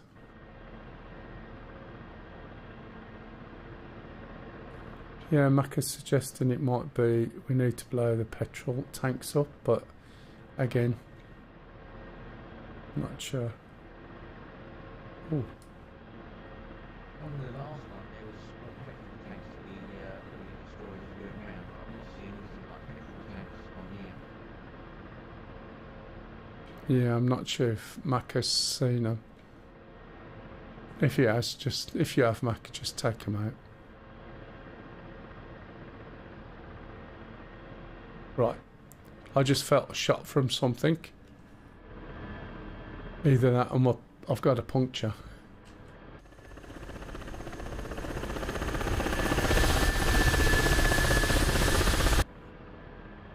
Sure, there was a pop, just.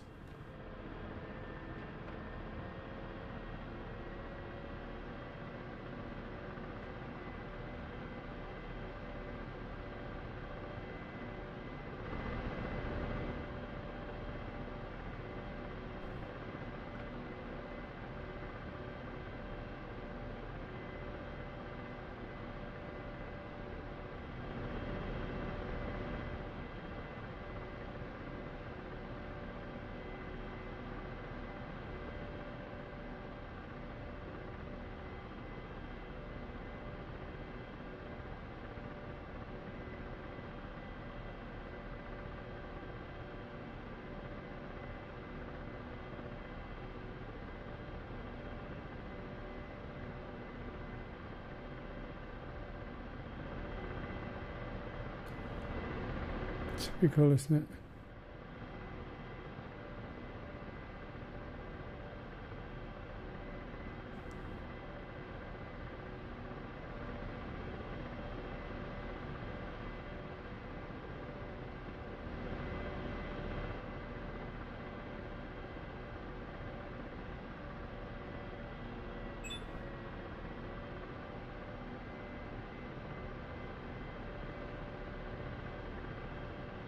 All this stuff's completely gone.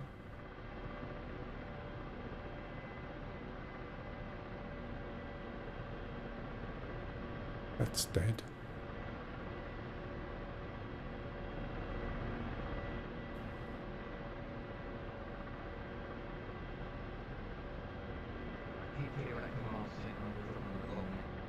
Yeah, it looks like it's got a big hole in it. I wonder if smoke markers will work. Yeah, try it. See if it'll put a smoke marker on the target. If we've got enough money for it, then it should mark it, shouldn't it?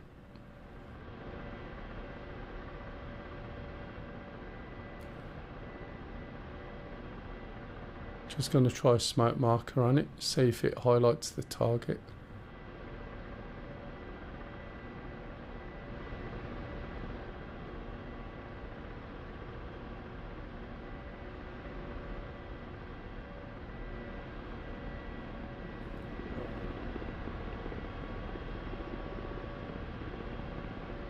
Interesting. Excel said, did you find out who shoot you? Well, look, there's another feature. Yeah, looking. Yeah, there might be guys in there.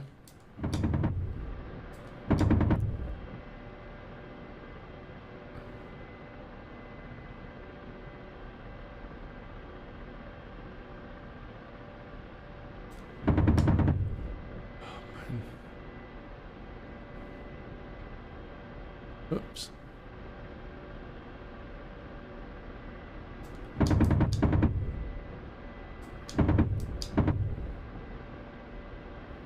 Feel free to shoot them, but let me know.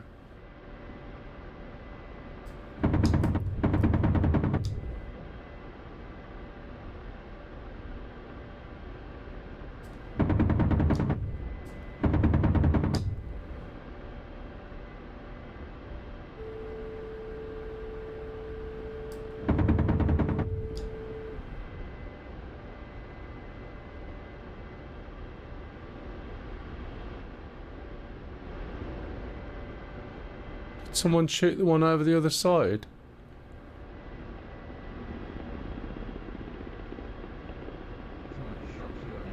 Yeah, I've taken two. Oh, there's the smoke. Okay.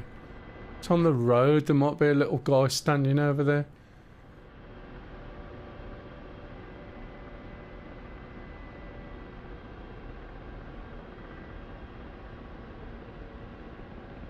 It's a good call, Mike.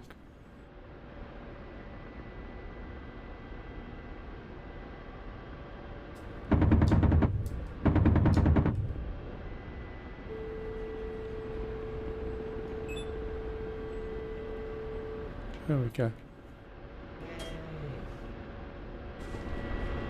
No, I've got my wheels down, yeah. I should be able to with a bit of luck.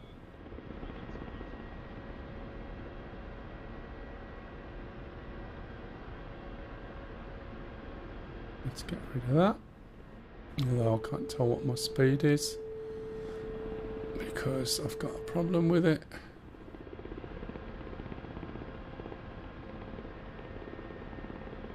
But my brakes aren't on, so with a bit of luck.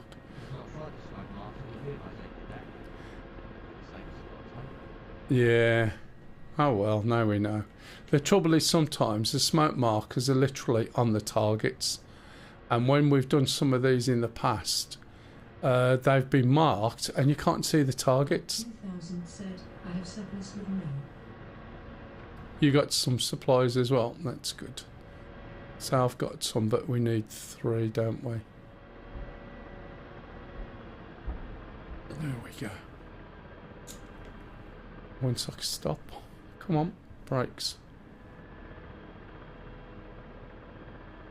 Hopefully.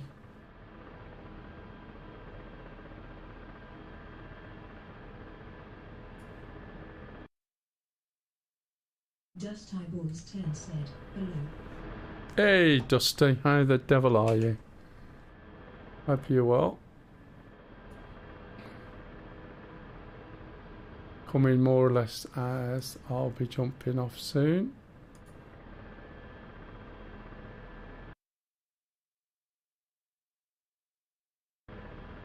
Right, so let's have a look. Struggling with power in my living room. Too many devices. Oh, really? Rolling in. Now, with a bit of luck, let's have a look. Oh, I got some credits at last. I should be able to load supplies, which I have done, but then I need to fly over to here. Oh, hang on, we got an AI Chinook coming in. So he should have 3 loads of supplies. He should take this base. This.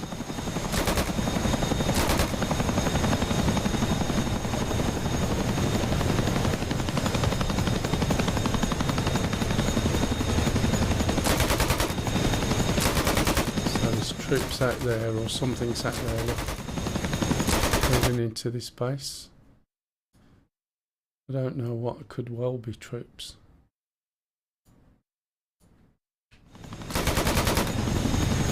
Let's see what happens. Oops, sorry. Let me check my phone, see what I'm supposed to be doing.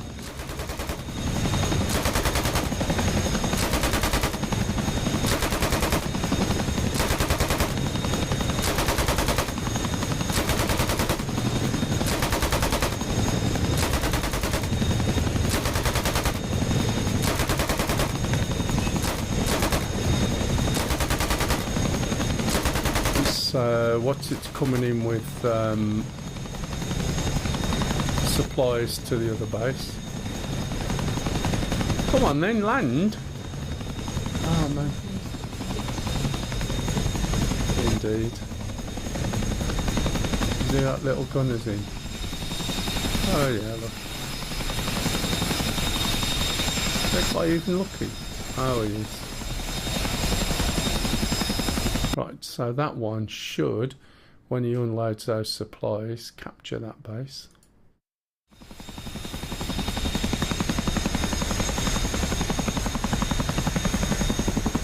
I'll update the mission during the week.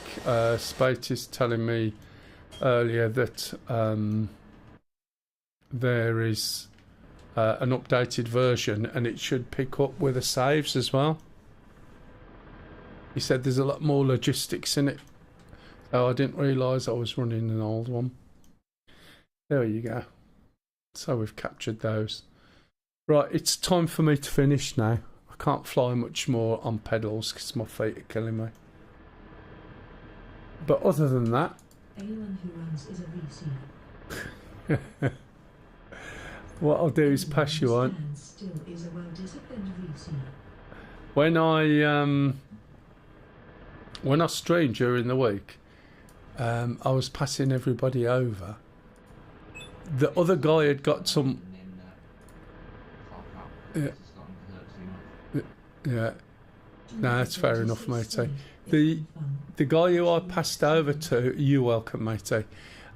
He was playing some music, and would you believe, right? When I passed over to him, I got told, right, that if I would have been monetised, it would be demonetised because of the music that was on for the 20 seconds at the end when I passed over. Can you believe it? Right, Maverick's on, flying in Afghanistan. Quick change of pace, I'll pass you over to him. And he's flying in Afghanistan. I haven't seen that map. Yeah, cheers Rick, thanks matey. So let me raid Maverick. I wonder if he's still using that funny seat thing. Yes he is. Right everyone, thanks very much. Tomorrow I'll be doing Star Citizen. I may do another ad hoc during the week or not, I'm not really sure. But thanks everybody, and I shall catch you next time. Cheers up. Okay, TSD page utility, want to go all track, all page to track only, and